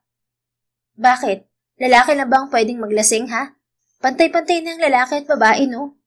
Nakapikit ng katwiran niya. Tinakpan nito ang kanyang bibig at mabilis na binuhat siya na parang isang sako ng bigas. Pakiramdam ni Akira ay bumaliktad ang mundo niya at mas lalo siyang nahilo dahil sa pabaliktad niyang posisyon. Hey! Get off me! Sigaw niya habang paulit-ulit na hinahampas ang likod nito, ngunit hindi man lang ito natinag. Dire-diretso siya nitong ipinasok sa kanyang kwarto at saka maingat na ibinaba sa malambot na kama. Napahawak siya sa kanyang ulo dahil sa sobrang pagkahilo. Maya-maya ay tiningnan niya ng masama si Zachary na ngayon ay nakatayo sa harap niya na tila handa siyang pigilan sa pagwawala niya. Alam niyang gwapo ito kahit na nanlalabo ang paningin niya sa kalasingan. Stay here and go to sleep. Bukas mo nakausapin ang sinasabi ko. Tumalikod na ito at akmang lalabas na ng kanyang kwarto. Ngunit tinawag niya ito. Kapag hindi mo ako dinala sa interrogation room na sinasabi mo, maghuhubad ako sa harap mo, Hidalgo. Pagbabanta niya na siyang nagpatigil dito. Napamura siya sa kanyang isip. Naisip niya kasi na epektibo yun sa assistant nitong si Damian. Kaya maaaring tumalab din sa lalaking arogante at singlamig ng yelo kung pakitunguhan siya. Pigil ang hininga na hinawakan niya ang laylayan ng kanyang suot na tank top. Siguro naman ay matatakot ito sa pagbabanta niya. Really, Akira? Bakas ang pagiging sarkastiko sa tinig nito bago siya muling hinarap. Kaya kong gawin yon. Huwag mo akong subukan, Hidalgo. Lasing ako kaya gagawin ko kung anong gusto ko. Ngunit imbes na maapektuhan sa kanyang pagbabanta, ay humalukip-kip lamang ito at sumandig sa nakasarang pinto at pinanood siya. Malabo ang paningin niya pero kita niyang pinapanood siya nito. Ramdam din niya na ang puso niya ay tila sasabog na sa sobrang bilis ng pagkabog. Go on, Akira. Undress yourself in front of me. Hindi mo ako matatakot katulad ng ginawa mo kay Damian. He's innocent kaya takot siyang makakita ng naguhubad na babae. Napalunok siya bago sinubukang patatagin ang nanginginig na boses. Bakit ikaw? Nakakita ka na ba ng hubad na babae kaya hindi ka natakot? What do you think? Balik na tanong nito. Nakangisi pa. Nakaramdam siya ng inis sa isipin na nakakita na si Zachary ng katawan ng ibang babae. Kahit ayaw niyang maramdaman ay kusang umusbong ang pagsiselos sa kanyang dibdib, na dapat ay hindi niya naman nararamdaman. What now, Akira? Bakit hindi ka makapagsalita? You can't do it, can you? Hinahamon mo ba ako? Gusto mo lang yatang makita ang katawan ko eh. Niyakap niya ang sarili at tiningnan ito ng masama kahit na halos magsara na yun sa antok at pagkahilo. I would love if you want me to, but I respect you, so don't push my limits, Akira. May hangganan din ang pasensya ko sa'yo. Nakaya mong manahimik at maghintay dito sa loob ng safe house ng ilang linggo. Kaya mo rin siguro na maghintay hanggang bukas na makita kung sino ang taong nasa loob ng interrogation room. Bumagsak ang mga balikat niya at napahinga na lamang ng malalim. Tila wala na siyang magagawa pa. Pagod na rin siyang makipagtalo sa lalaki. Naiinis siya sa kanyang sarili kung bakit umabot siya sa punto ng kanyang buhay na magtatago siya kahit wala naman siyang ginawang kasalanan. Pakiramdam niya ay gusto siyang pabagsakin ng mga taong nasa paligid niya na pinagkakatiwalaan niya ng husto. Namalayan na lang niya na tumutulo na ang kanyang mga luha. Napayoko si Akira at pasimpleng pinunasan ang mga basang pisngi. Fuck this life. Gusto ko lang naman ng tahimik na buhay. Humihikbing pulong niya. Narinig niya ang papalapit na mga yabag ng suot na sapatos ni Zachary. Napatingala siya at nakitang naroon na ito sa kanyang harap at nakatayo. Hilam na hilam sa luha ang mga mata niya. Marahil kaya ito lumapit ng ganoon kalapit dahil alam naman itong kanina pag gustong bumigay ng mga mata niya. You have to be strong, Akira. Kapag hindi ka lumaban, pupuksain ka palagi ng mga kalaban mo sa paligid. Don't worry, nasa likod mo lang ako palagi. Hindi kita pababayaan. Imbis na gumaan ang pakiramdam, ay tila may tumarak na kutsilyo sa puso ni Akira nang marinig niya ang mga huling sinambit nito. Naglaglagan lalo ang kanyang mga luha. Inaalala kung paanong ang mga salitang yon ay nanggaling na rin kay Rafael. Nangako ito noon na hindi siya nito iiwan at pababayaan. Tinupad nito ang pangakong yun, ngunit siya ang nang-iwan. Iniwan niya ito sa altar. Hanggang ngayon ay naaalala pa rin niya ang sakit noon sa mga mata ni Rafael nang tumigil siya sa paglalakad sa kinaan ng altar at iniwan ito basta. Rafael? Humahagulgol niyang sambit. I'm so sorry. Dala na rin ng kalasingan ay hindi niya napigilang banggitin ang pangalan ng dating kasintahan. Punong-puno ng sakit, pagsisisi at galit ang kanyang puso ngayon at tila nais na niyang sumabog. Narinig niya ang marahas na paghinga ni Zachary. Batid niya na hindi nito gusto na binabanggit ang pangalan ni Rafael. Ngunit hindi niya yun mapigilan, lalo pat labis-labis ang pangungulila niya rito. Alam ko, Zach. Alam ko na hindi ikaw si Rafael. Pero pwede bang kahit ngayong gabi lang, pagbigyan mo ko? I miss him so much. I want to hug him, kiss him. I want to tell him how sorry I am. Gusto kong iparamdam sa kanya na hanggang ngayon siya pa rin ang laman ng puso't isip ko. Please, Zach, let me see you as my Rafael. Gusto kong magsumbong sa kanya. Kasi kung nabubuhay siya ngayon, hindi niya hahayaan na mapunta ako sa sitwasyon na to. Hindi niya hahayaan na pagtutulungan ako ng masasamang tao sa paligid ko. He would beat them up to death. Mahal na mahal ako nun eh. Kaya please Zach, kahit ngayon lang. Hindi niya natapos ang kanyang mga sasabihin nang hawakan nito ang magkabila niyang pisngi at siniilang kanyang mga labi. Automatikong pumulupot ang mga braso niya sa batok nito upang palalimin ang halikan nilang dalawa. Wala na siyang pakialam kahit hindi ito si Rafael. Lahat ng sakit at galit na nararamdaman niya ay pansamantalang napawi ng mga halik at haplos nito na bumubuhay ngayon sa pagkababae niya. Nakapikit lang siya at dinadama ang dating kasintahan sa katauhan ni Zachary. Marahas itong napaungol nang nag-umpisa niyang hubarin ang suot nitong coat. Sandali nitong binitiwan ang kanyang labi at tumingin sa kanya. Are you sober? Shut up and just kiss me. Napatiimbagang si Zachary at muling inangkin ang mga labi niya bago siya maingat na inihiga sa kama. Batid niya na pagsisisihan niya ito, pero sa kanan niya lang iisipin yun. Lalo pat damang-dama niya sa bawat halik at haplos nito ang pamilyar na pakiramdam noong si Rafael ang kanyang kasalo sa kama. Dahil sa pangungulila sa dating nobyo, walang pag-aalinlangan niyang ibinigay ang sarili kay Zachary. Alam mo na marami akong sikreto na hindi sinasabi sa iyo, Akira. Bukas na bukas, malalaman mong totoo. Lahat-lahat. Mahinang bulong ni Zachary sa kanya habang nakahiga siya sa dibdib nito matapos ang mainit nilang sandali. Dahil na rin sa kalasingan, pagod at nadaramang ligaya, hindi na niya magawang tingnan ang lalaki sa muka. Kontento na siyang magpahinga sa matipuno nitong dibdib. Lahat-lahat? Dapat ba akong kabahan? Tanong niya habang nakapikit at humihikab. Yes, lahat-lahat. And I'm sure you would hate me. Does it matter if I hate you? Yes, dahil importante ka sa akin, Akira. Yun ang huling salitang narinig niya bago siya tuluyang nakatulog. Nagising na lang siya na wala na si Zachary sa tabi niya at tanging kumot at una na lamang ang kasama niya. Gusto niyang sabunutan ng sarili dahil sa pinagagawa niya kagabi. Ngunit ginusto niya naman yon at wala siyang ibang sinisisi. Maya-maya ay kumatok sa pinto si Damian. Hindi ito pumasok at sinabi lamang na magbihis na siya at kumain dahil pupunta na raw sila sa interrogation room. Kabado man ay kumilos na siya. Nang matapos kumain ay naligo na siya at nagbihis. Nalalamig ang katawan ni Akira sa sobrang kaba habang nakasunod kay Damian. Seryosong-seryoso ito ngayon. Kaya hindi niya ito kinibo hanggang sa makarating sila sa opisina ni Zachary. Nagtaka pa siya dahil hindi niya naisip na naroon ang interrogation room at nakakubli lamang ang pinto nito sa likod ng bookshelves. Nandiyan siya sa loob, Miss Akira. Sambit ni Damian. Tumango siya nang paunahin siya nito sa paglalakad papasok. Nang tumapak ang kanyang mga paa sa loob, ay otomatikong lumiwanag ang buong paligid at nakita niya kaagad si Zachary na nakatalikod sa kanyang direksyon. Nakasuot lamang ito ng puting sleeveless na fit sa linitong pangangatawan. Gaya ng dati, humahanga pa rin siya sa matipuno nitong balikat at braso. Nalipat ang kanyang tingin pababa sa kamay nitong may hawak na baril. Sumikdo ang kanyang dibdib sa paraan ng paghawak nito sa baril na tila handa yun na paputukin ng lalaki anumang oras. Batid niya na maraming sikreto si Zachary, pero hindi siya nagtanong dahil hindi rin siya nito sasagutin. Zach? Kabadong sambit niya habang nakatingin dito. Hindi ito sumagot at marahas lamang na bumuntong hininga. Hanggang sa dahan-dahan itong gumilid upang makita niya kung sino ang nakaupo sa gitna at nakatali ang mga kamay sa likod.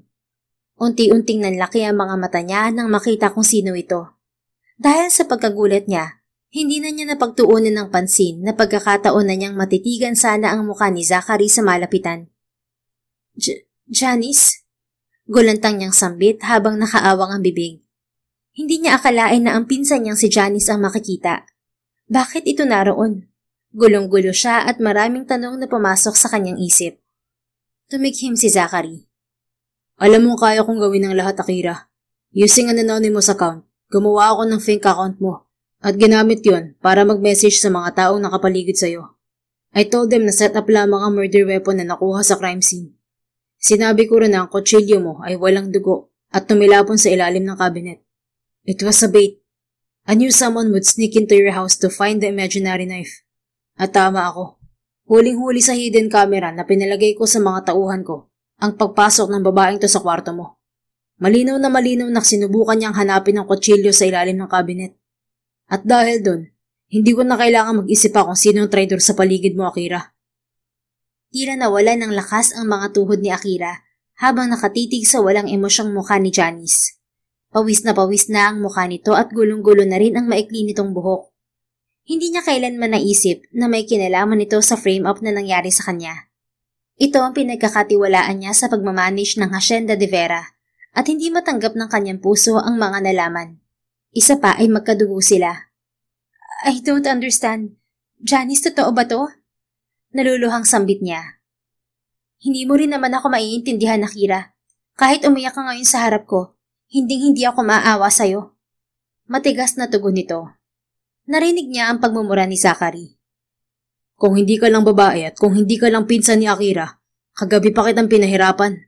But be careful. Go signal lang ni Akira ang hinihintay ko para ibaon ko tong bala ng baril ko sa katawan mo. Bakas ang matinding galit na pagbabanta ni Zachary. Sa tingin niyo matatakot niyo ako? Tila umakyat lahat ng dugo sa ulo ni Akira. Walang pag-aatubiling inagaw niya ang baril na hawak ni Zachary at itinutok sa ulo ni Janice. Akira! Tawag sa kanya ni Zachary, ngunit hindi niya ito pinansin. Nandidilim kasi ang kanyang paningin dahil sa labis na puot at galit na nararamdaman. Walang yaka, Janice. Gigil niyang sambit habang mariing magkadikit ang kanyang mga labi. Kaya mo bang iputok yan? Sarkastikong tanong sa kanya ni Janice habang nakangisi pa. I'm so fucking tired of all of you betraying me. Bakit? Make me understand, Janice. Alam ko naman na ang mga Gonzales ang dahilan kung bakit mo ko tinalikuran na trinidor. Pero bakit? Bakit mo nagawa to sa akin? Magkadugo tayo. Ngumisi ito sa kanya. Pasensya ka na. Hindi ko lang talaga kinayang maging alila mo lang. Alila? Kailan kita inalila? I give you a decent work. You had a miserable life, right? Anak ka ng Tito Ivan ko sa labas and no one wants to keep you. Nakita kita nagtatrabaho sa bar ng 16 years old ka, kaya kinuha kita. I gave you everything you needed. Pinag-aral kita, tinuruan kitang mag-banish ng Hacienda de Vera. And yet, ikaw pala ang kasabot ng mga taong gusto akong pabagsakin? You ungrateful bitch! Tila natamaan ito sa mga sinambit niya dahil napaiwas ito ng tingin. Fine. Gusto mong malaman ng totoo? Pwes, makinig ka. Wala sa plano ang frame-up, Akira. Nung gabing yon, inutusan nila akong patayin ka. Sinilaw nila ako sa pera, bahay at lupa na makukuha ko kapag napatay kita. Hindi yun ang unang pagkakataon na pinagawa nila yun sa akin. Pero pikit mata kong ginawa. Buong buhay ko kasi, pinagkaitan ako ng pamilya, ng sariling tahanan at ng marangyang buhay. Oo, tinulungan mo ako, pero hindi sapat sa akin na palagi nilang ako nakadikit at sunod-sunuran sa'yo. Huminto ito sa pagsasalita at pinakatitigan si Akira bago nagpatuloy. Naisip ko na baka panahon naman para umangat ako. Kasi sa totoo lang, matagal na akong inggit sa iyo, Akira. Oo, naging mabuti ka sa akin. Pero kahit ilang taon ako magtrabaho, hindi ako papantay sa iyo. Kaya mas pinili kong traidorin ka. Gusto ng mga Gonzales na mawala ka na sa landas nila mula nang umatras ka sa kasal niyo ni Jake. Hindi ko naman alam na nandun sa kwarto mo si Jake Gonzales ng gabing yun. Nakita kitang walang malay. Nag-away siguro kayo. Gusto ko nang umatras nang makita ako ni Jake pero nakita niya na may hawak akong kutsilyo. Naintindihan niya kaagad na ikaw ang punteriya ko. Kaya kinumpronta niya ako. He wanted to protect you from me. Pero nandilim ang paningin ko at naisaksak ko sa dibdib niya ang hawak kong kutsilyo. Paulit-ulit kong ginawa yun hanggang sa bumagsak na siya. Nang mahimasmasan ako, naisip ko na i-frame up ka na lang. Dahil alam ko malalagot ako kay Gov kapag nalaman nilang pinatay ko ang anak niya. Tinago ko ang kutsilyong ginamit ko sa pagsaksak kay Jake habang maingat ko naman na pinahawak sa iyo yung kutsilyong tumilapon sa ilalim ng kama mo. Nanliw mo si Akira nang mapakinggan ang mga sinabi ni Janice. Naibaba niya ang hawak na baril at napaluha. Ngayon niya lang nalaman na ginusto siyang protektahan ni Jake, pero ito ang napatay. Hindi pala ito ganun kasama katulad ng iniisip niya. Dahil ang totoong masama ay ang mga magulang nito. Napakahayop mo, Janice. Sa tingin mo ba hindi ka ipapapatay ng mga Gonzales ngayong alam nilang nawawala ka at may posibilidad na ikanta mo sila? At sa tingin mo, hindi nila malalaman na ikaw talagang pumatay kay Jake at hindi ako? Kapag nalaman nila yun, papatayin ka nila ng paulit-ulit. Wala na akong pakialam kahit patayin nila ako, Akira. May napagtanto lang ako sa mga sinabi mo kanina lang. Oo nga pala. Ikaw ang nagbigay sa akin ng pag-asa ng mga panahong walang-wala ako. Kaya naman, dapat mo lang din malaman ang katotohanan sa pagkamatay ng ama mo. Napakunot ang noo niya at hinintay na ituloy ng pinsan ang sasabihin nito. Nilukob ng kaba ang kanyang dibdib. Anong kinalaman mo sa pagkamatay ni Dad? Nanginginig ang boses na tanong niya rito. Mapait itong ngumiti sa kanya. Nagpakamatay siya, hindi ba? He used a gun to kill himself. Pero hindi yun ang nangyari. Pumasok ako sa office niya dala ang isang baril. He welcomed me with a smile on his face. Pero nabura ang ngiti niya dahil nakita niya ang baril na hawak ko. Binaril ko siya sa malapitan na hindi niya inaasahan. Nilinis ko ang mga ebidensyang makakapagturo na may pumatay sa kanya. Pinahawak ko sa kanya ang baril na ginamit ko para magmukha yung suicide. Gusto ng mga Gonzales na mawala ang ama mo para mawalan ka ng kakampi. Alam kong hindi naging mabuti sa iyo ang ama mo, Akira. Mahigpit siya at manipulative father. Pero nabanggit niya sa akin noon na he just wants you to marry Jay Gonzales because he trusts them so much. Pero kung talagang mahal mo raw si Rafael, hahayaan na niya kayong lumigaya. Hindi niya raw papatayin si Rafael para sa'yo. At hindi yun nagustuhan ng mga Gonzales, kaya ipinilit pa rin na sundin ng iyong ama ang kasunduan. Nagpauto naman si Tito kaya tinakot kanyang papatayin si Rafael. Ikaw naman si Tanga. Mas pinili mong iwan sa altar si Rafael alang-alang sa pagkakaibigan ko noon ng tatay mo at ng mga walang niyang Gonzales. Dahil ayaw kong saktan siya ni Dad, kaya ako siya iniwan sa altar. Umiiyak ng aniya. Pakiramdam ni Akira ay pinagsakluban siya ng langit at lupa sa mga revelasyon. Ang ama niya na kinasuklaman niya, ngunit iniyakan niya nang mamatay ito, ay walang ibang gusto kung hindi ang mapabuti siya, kahit sa kahuli-hulihang pagkakataon. Kung hindi sana ito pinapatay ng mga Gonzales sa pinsan niya, naayos sana nilang mag-ama ang lahat. Buhay pa sana si Rafael. Sinisisi niya palagi ang daddy niya sa pagamatay ni Rafael dahil kinontra nito ang kanilang pagmamahalan. Hindi man lang niya naisip na mahal lang talaga siya nito. Mga hayop! Paghihinagpis ni Akira at walang pag-aatubiling pinaputok ng maraming beses ang hawak na baril. Mabuti na lamang at sa kisame yun nakatutok. At ang iba ay sa gilid lamang ni Janice tumama ang mga bala. Kaagad siyang inawat ni Zachary. Enough, Akira. Pigil nito sa kanya. Bitiwan mo ko. Papatayin ko yung babaeng yan. Puno ng galit na sigaw niya. Habang nagwawala ay walang tigil sa pag-agos ang kanyang mga luha. Akira, please. Mariing pakiusap ni Zachary habang pigil-pigil ang kanyang pulsuhan. Hindi mo ako naiintindihan, Zach. Trinaydor ako ng babaeng yan. Lahat sila. Mga hayop sila. I know how it feels, okay? Pero hayaan mo akong gumawa. Huwag mong tungisan ng kamay mo. Leave the dirty work to me. Bakit? Bakit mo naman gagawin yun para sa akin? Ginagamit mo lang din naman ako para mapatumba ang mga Gonzales, diba? Ano ba ako sa'yo para gawin mo lahat ng to? Wala, diba? Kaya kung ano man ang ibang mga dahilan mo kung bakit ginagawa mo to, sabihin mo na sa akin ngayon na. Sawag-sawa na akong matraidor ng mga tao sa paligid ko. Nagdikit ng mariin ang mga labi nito at agresibong gumalaw ang panga. Mabilis nitong hinablot ang baril mula sa kanyang kamay at saka itinutok yon kay Janice. I told you, sasabihin ko lahat pagkatapos nito. After I killed this woman in front of you. I wanted to ease the pain you're feeling right now. Matigas nitong sambit habang nakatitig ng mariin sa kanyang mga mata. Base sa itsura nito ay tila kayang-kaya talaga nitong paputukin ng baril.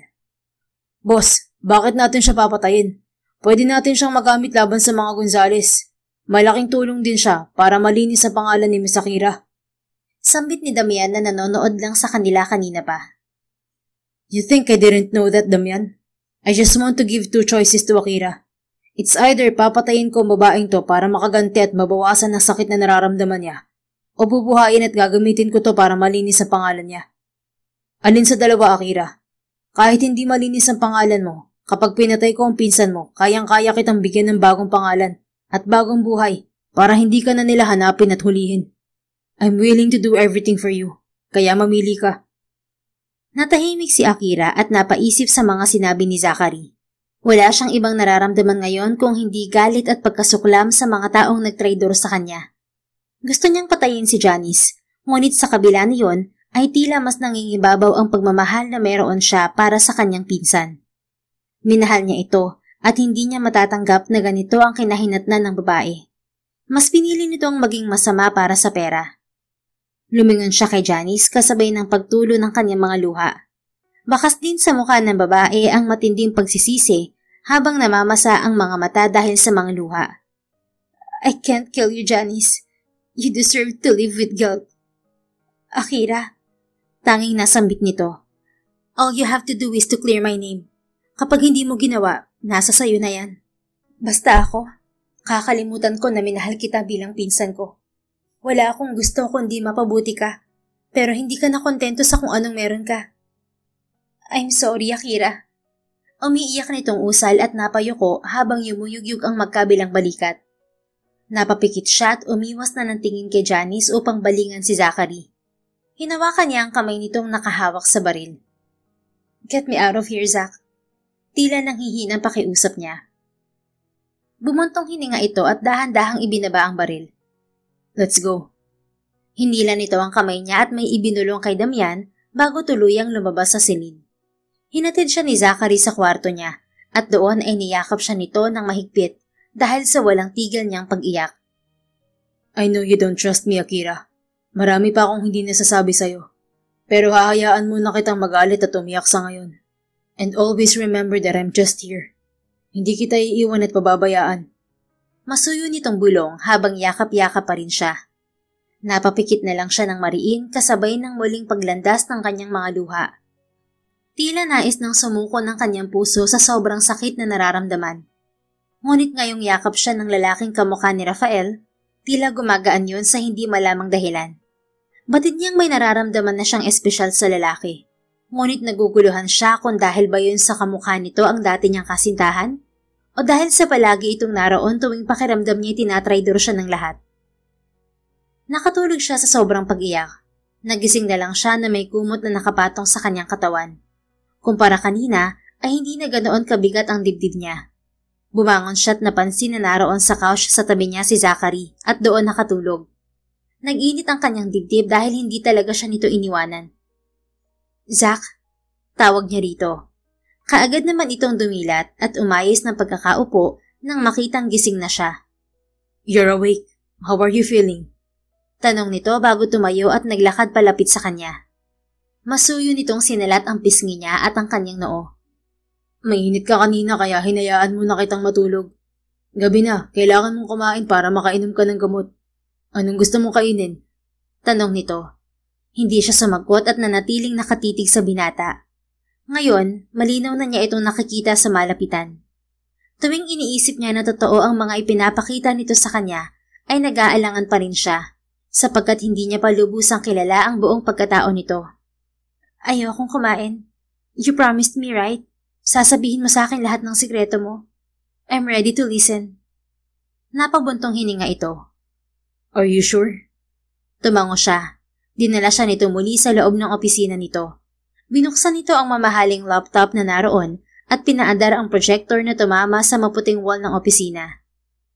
"Let me introduce to you, the Shadow Alliance."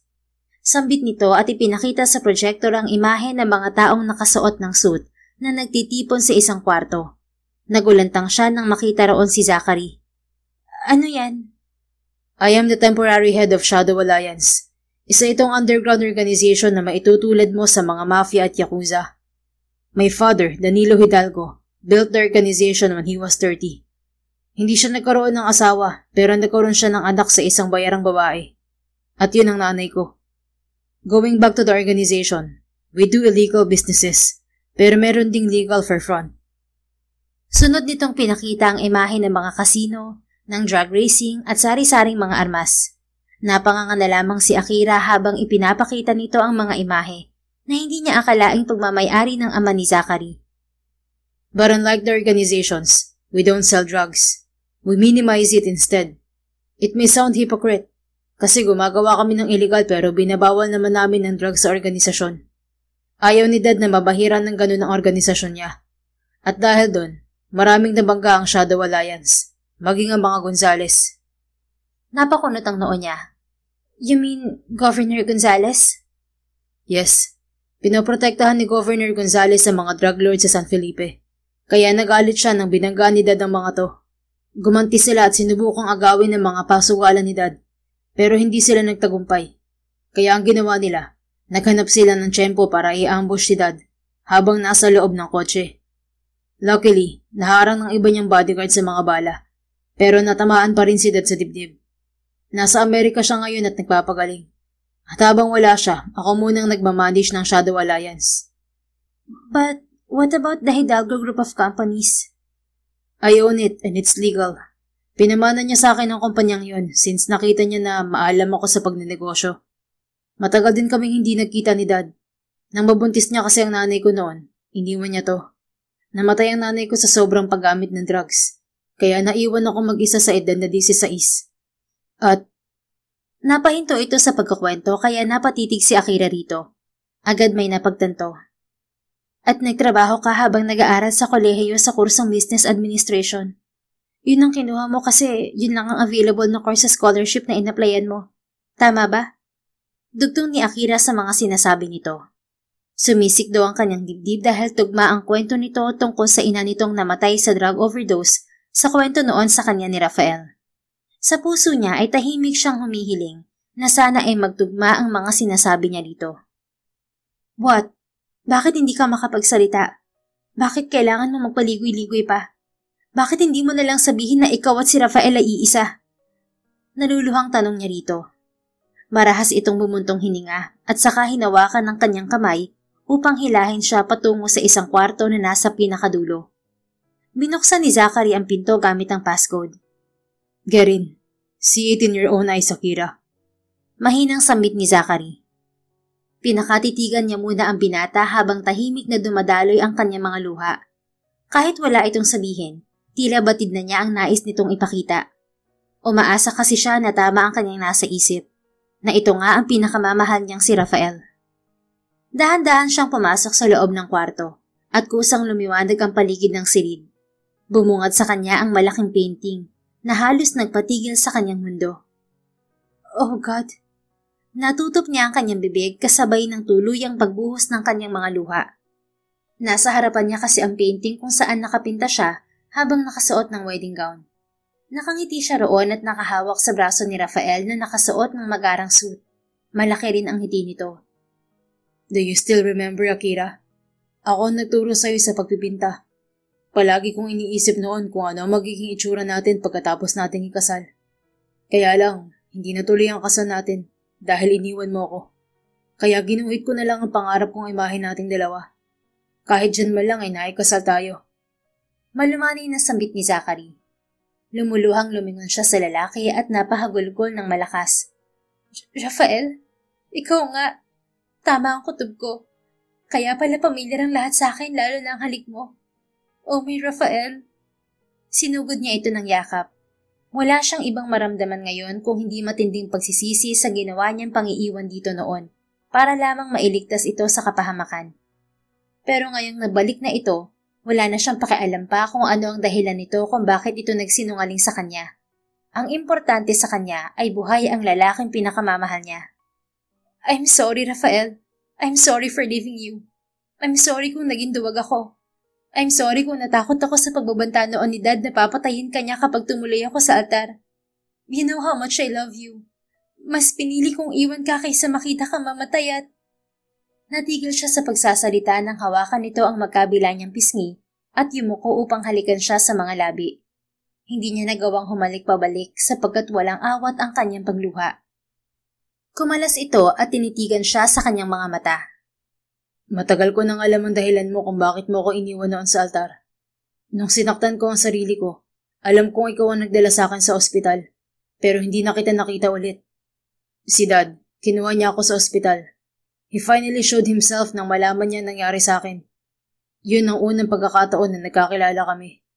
Hindi niya raw matiis noon na makita akong naghihirap, pero ayaw niyang agawin ako kay nanay dahil ako na lang ang meron si nanay. Pinahanap pala niya kami noon. Hanggang sa nabalitaan niyang pangiiwan mo sa akin sa altar at ang pagpapakamatay ko. Kaya pinuntahan niya ako sa ospital. Sinabi niyang gusto niyang bumawi sa akin. Kaya ba niyakap mo ang mundo niya dahil siya na lang ang pamilya mo? At mas pinili mong magtago sa akin at palabasin na patay ka na? Tumango ito. Nalaman ko rin mula kay Dad na ang ama mo pala ang dahilan kung bakit mo ko iniwan. Nagalit ako sa'yo, kaya mas pinili kong hindi magpakita sa'yo. I wanted to see you suffer. Pero hindi ko rin nagawang tiisin ka nang mabalitaan kung ikakasal ka na kay Jake. Sa pamilyang munti ka nang pumatay kay Dad. So I watched you silently in everywhere you go. Kahit nung nasa art exhibit ka. And believe me, gustong-gusto kitang yakapin pabalik nung nayakap mo ko. Pero naisip ko na hindi na ako ang lalaking para sa'yo. Dahil akong kasalukuyang nagpapatakbo ng illegal na organisasyon ni Dad. Wala na akong may pagmamalaki sa'yo dahil sa bago kong buhay. Nagbuga ng hangin si Rafael. Noong nakita kong sinasaktan ka ni Jake, Gusto kong durugin ang mukha niya. Pero napapalibutan ka ng mga tao kaya hinayaan na lang kita nang masiguro kung ligtas ka na sa hayop na yon. Pero hindi kita natiis at pinasundan kita kay Damian. Nung gabing namatay si Jake, nakahanap ng tiyempo si Damian para itakas ka. Naroon talaga sila for you dahil inutos ko. Galit na galit ako dahil pinagtutulungan ka nilang pabagsakin. Pero ngayon, hindi ko nahahayaan pang pagkaisahan kanila. I'm here to protect you, Akira. At hindi na rin ako matatakot na ipakita sa iyo ang totoong ako. Kaya ba ayaw mong matitigan kita at malapitan? Dahil natatakot kang malaman ko na ikaw ang lalaking minahal ko? Tumango ito. Natatakot ako na makita mo sa mga mata ko ang pangungulila ko sa iyo. Dahil ayaw ko pang ipaalam sa iyo noon na tamang hinala mo na ako nga si Rafael. Kasi sa totoo lang, wala na siya. Matagal na siyang patay para sa akin. Mahina siyang tao. Hindi siya karapat-dapat sa iyo. Pero ngayon, malaya mo nang makikita ang mata ko. At malaya mo ring makikita kung gaano pa rin kita kamahal hanggang ngayon, Akira. Nanlalabo man ang mga mata ni Akira dahil sa labis na pagluha, ay hinawakan niya ang pisngi ng lalaking pinakamamahal. I knew you always loved me, Rafael. Kahit anong sabihin mo, ikaw pa rin si Rafael na minahal ko noon. Kahit sino ka pa, kahit ano pang pangalan mo ngayon, o kahit ano pang organisasyon ang pinapatakbo mo, wala akong pakialam. Kasi ang mahalaga sa akin ngayon ay kasama kitang lumalaban. At sana, mapatawad mo ako sa lahat ng sakit na naidulot ko sa'yo. Mahal na mahal pa rin kita, Rafael. I'm so sorry sa lahat. Shh, it's okay. I'm sorry for making you feel that you have to apologize. Ginawa mo yun para din sa akin. Yes, I felt betrayed nung iniwan mo ako sa altar. Pero mas nang ibabaw ang pagmamahal ko sa iyo, Akira. Inunawa ko ang dahilan mo. Dahil sa labis na sayang nararamdaman ay tumingkayad siya upang halikan si Rafael sa labi. Humalik ito pabalik sa kanya at kinabig ang kanyang bewang. Sinulit nila ang sandaling yon ng magkasama at walang ibang iniintindi.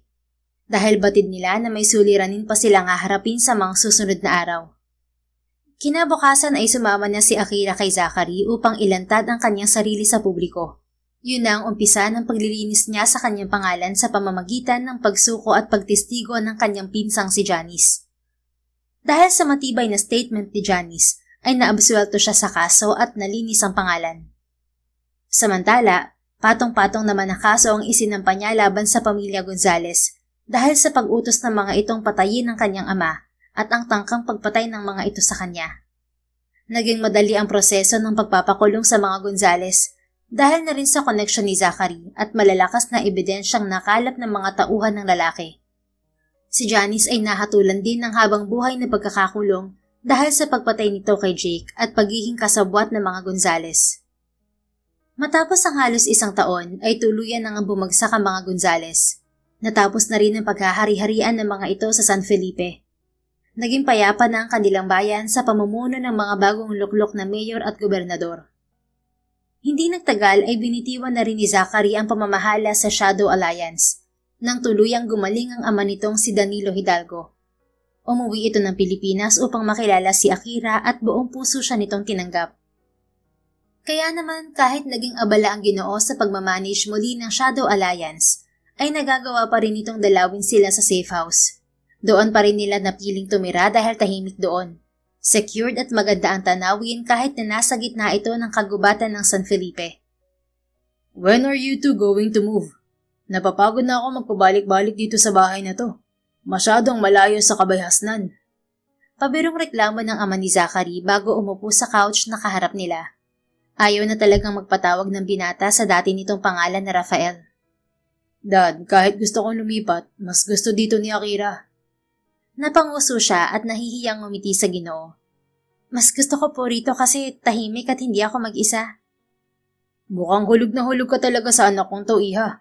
Balita ko kay Damian, halos ayaw mo na raw siyang papasukin sa opisina. Natawa siya. Bumabawi naman po ako sa pagluluto para sa kanya. Besides, I focus on organizing art exhibitions. That's good. Hindi mo pa rin binibitiwan ang passion mo. Ako ang nagturo sa kanya ng pagpipinta, Dad. Galing kong teacher, di ba? Pagyayabang ni Zachary. Oh yeah, but what about the Hacienda de Vera? Napabuntong hininga si Akira bago sumagot. Binenta ko na po ang hacienda since wala na si Dad at wala rin naman akong interes doon. Besides, hindi ko na po kayang magtiwala sa ibang tao para i-manage yun. So, I finally let it go. Well, if that's for your own good, love, then it's a good decision. Ani Zachary. Ayoko rin na ma-stress ka sa bagay na hindi ka naman interesado. Masuyong samit ni Zachary at marahang pinisilang kamay niya. Thank you, love. Nginitian niya ito ng matamis. Goodness, dito pa talaga kayo sa harap ko naglambingan. Pabirong reklamo ni Danilo. Dad, alam mo naman kung gaano ako kapatay na patay kay Akira. Katwiran ni Zachary. Of course, paano hindi ko malalaman? Halos mamatay ka na noon pero si Akira pa rin ang iniisip mo. Stop it, Dad. That's all in the past. Napairap ito sa ama na ikinatawan ni Akira. Kidding aside, I just want to say how proud I am bilang ama mo, anak. I'm still thankful na nagawa mo akong patawarin nung una tayong magkita. Ngumiti si Zachary sa ama. Tinulungan niyo rin akong bumangon, Dad. At dahil dun, malaki ang pasasalamat ko sa'yo. Ipinagkatiwala mo pa sa akin ang Hidalgo Group of Companies. You're my one and only son. Ikaw talaga magmamana noon kahit na anong mangyari. At hindi ko naman ipapamana sa iyo ang kumpanya ko noon kung hindi ko nakita na handa kang patakbuhin yun. You're smart. May alam ka sa pagnenegosyo. Nakapagtapos ka ng business administration with the help of scholarship. I trained you for a whole year and you managed to exceed my expectations. Kaya mo nga nakuha ang approval ng board members kasi nakita nila na magaling ka talaga. Thank you, Dad. Promise na palalaguin ko pa ang kumpanya mo. Pero mag-iingat ka palagi. Ayoko nang maulit pa ang nangyari sa'yo noon. Of course, son. Saka bago na ang mayor ngayon ng San Felipe. Sana hindi sila katulad ng mga Gonzales na nagpoprotekta sa mga drug lords. Kasi kapag nangyari ulit yun, hindi ako magdadalawang isip na kalabanin sila. Hindi ako nagmamalinis, pero hindi ko gusto ang droga. Maraming kabataan ang sinisira nito. I trust you, Dad. Nagtitiwala din ako na iingatan mo ang sarili mo. Saka, you can leave your organization anytime you want. May edad ka na rin. Dapat sa'yo nagliliwalo na lang sa buhay. Sino naman ang papalit sa akin? Di ba nga at ayaw mo na? Pwede mo naman buwagin na yun, Dad. Dahil marami ka nang naipon for retirement. Pero alam kong hindi mo gagawin. Basta kung sakaling gusto mo nang bitiwan ng organisasyon, narito kami na mauuwian mo. We can live a normal and happy life. I will remember that, son. Thank you. Umalis na rin kalaunan ng Ginoo dahil tinawagan ito ng kasosyo. At dahil sila na lang dalawa, ay inilabas na ni Akira ang sorpresa kay Zachary. Inabot niya rito ang isang piraso ng papel. What is this? Takang tanong nito. Maya-maya ay unti-unting nanlaki ang mga mata nito nang mapagtanto na isa yung ultrasound result. God, you're pregnant? Gulat na tanong nito sa kanya. Tumango siya at ngumiti. Yes, I'm 3 months pregnant. Nagpasama ako kay Damian sa doktor nung nakaraang linggo kasi medyo busy ka sa kumpanya mo. Niyakap siya nito ng mahigpit. God, I'm so happy, Akira. We're gonna have a family, Zach. Ito yung matagal ko nang hinihiling sa Diyos, yung magkaroon ng pamilyang kasama ka. Kumalas ito mula sa pagkakayakap sa kanya.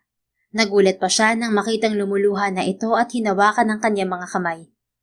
Magkakaanak na tayo, love. Kaya dapat lamang na itanong ko ulit to sa'yo.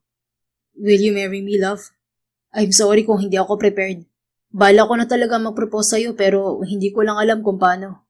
Gusto ko sana yung grande kapag inalo kita. Pero hindi na ako makahintay eh. Alam mong lahat kaya kong pagplanuhan. Pero pagdating sa'yo, nawawala ako sa sarili. I just don't want to disappoint you, Akira. Natatawa niyang hinawakan ng magkabila nitong pisngi. Shh! No need to apologize, Zach. Alam ko naman na hindi mo gusto na ma-disappoint ako. Ganon din naman ako sa'yo. Hindi mo alam kung paano mo ako napapasaya ngayong nakikita ko na masaya kang malaman na magkakaroon na tayo ng anak. Bakit naman hindi ako magiging masaya? Sa'yo ko lang gustong bumuo ng pamilya, Akira. Sa'yo lang. Mahal na mahal kita. Papakasalan mo ako, di ba? Hindi ba? Napaluha si Akira sa takot na nakikita sa mga mata nito. Of course, I'll marry you. And this time, I promise to you, hindi na kita iiwan sa altar. I know it made a scar in your heart kahit hindi mo sabihin. Pero this time, I assure you, no one can stop me from walking down the aisle towards you. I trust you. Thank you. Thank you, Akira. I'll buy you a ring, okay? We'll get married right away. Muli siya nitong niyakap. Napapikit na lang si Akira habang masayang lumuluha. Dahil sa koneksyon ni Zachary, ikinasal sila matapos lamang ang 1 buwan. Pagkalipas ng ilang buwan ay isinilang ni Akira ang isang napakaganda at malusog na sanggol. Natupad na ang matagal niyang pinapangarap na makamtan. Ang magkaroon ng masayang pamilya na matatawag niyang kanya. Binuwag na rin ng ama ni Zachary ang organisasyon nito at mas pinili na ang tahimik na buhay kasama silang mag-anak. Ine-enjoy na lang ng matanda ang retirement nito at ang pag-aalaga sa mga apo. Para kay Akira at Zachary, walang halaga ang pera kung ang kapalit naman nito ay kapayapaan ng isip at pagmamahal ng pamilya. Sa lahat ng pinagdaanan nila, napatunayan nilang ang tunay na yaman ay hindi nasusukat sa dami ng ari-arian, kundi sa tibay ng relasyon at pagkakaisa sa loob ng tahanan. Dumaan pa ang mga taon at nadagdagan pa ng 2 ang anak ni na Akira at Zachary, kaya mas lalo pang naging masigla ang kanilang pamilya. Umaapaw man sila sa pera, nanindigan silang mag-asawa na huhubugin ang kanilang mga anak sa tamang prinsipyo, na mas mahalaga ang mabuting puso kaysa sa anumang material na bagay. Sapagkat sa huli, ang yaman ay maaaring mawala, pero ang pagmamahal at pamilyang kumakalinga sa iyo ay mananatili magpakailanman. The end. Kung nagustuhan mo ang istoryang ito, please don't forget to like, comment, and share it with your friends. Your support really makes a difference. Thank you and see you sa ating next story. Keep safe and be blessed.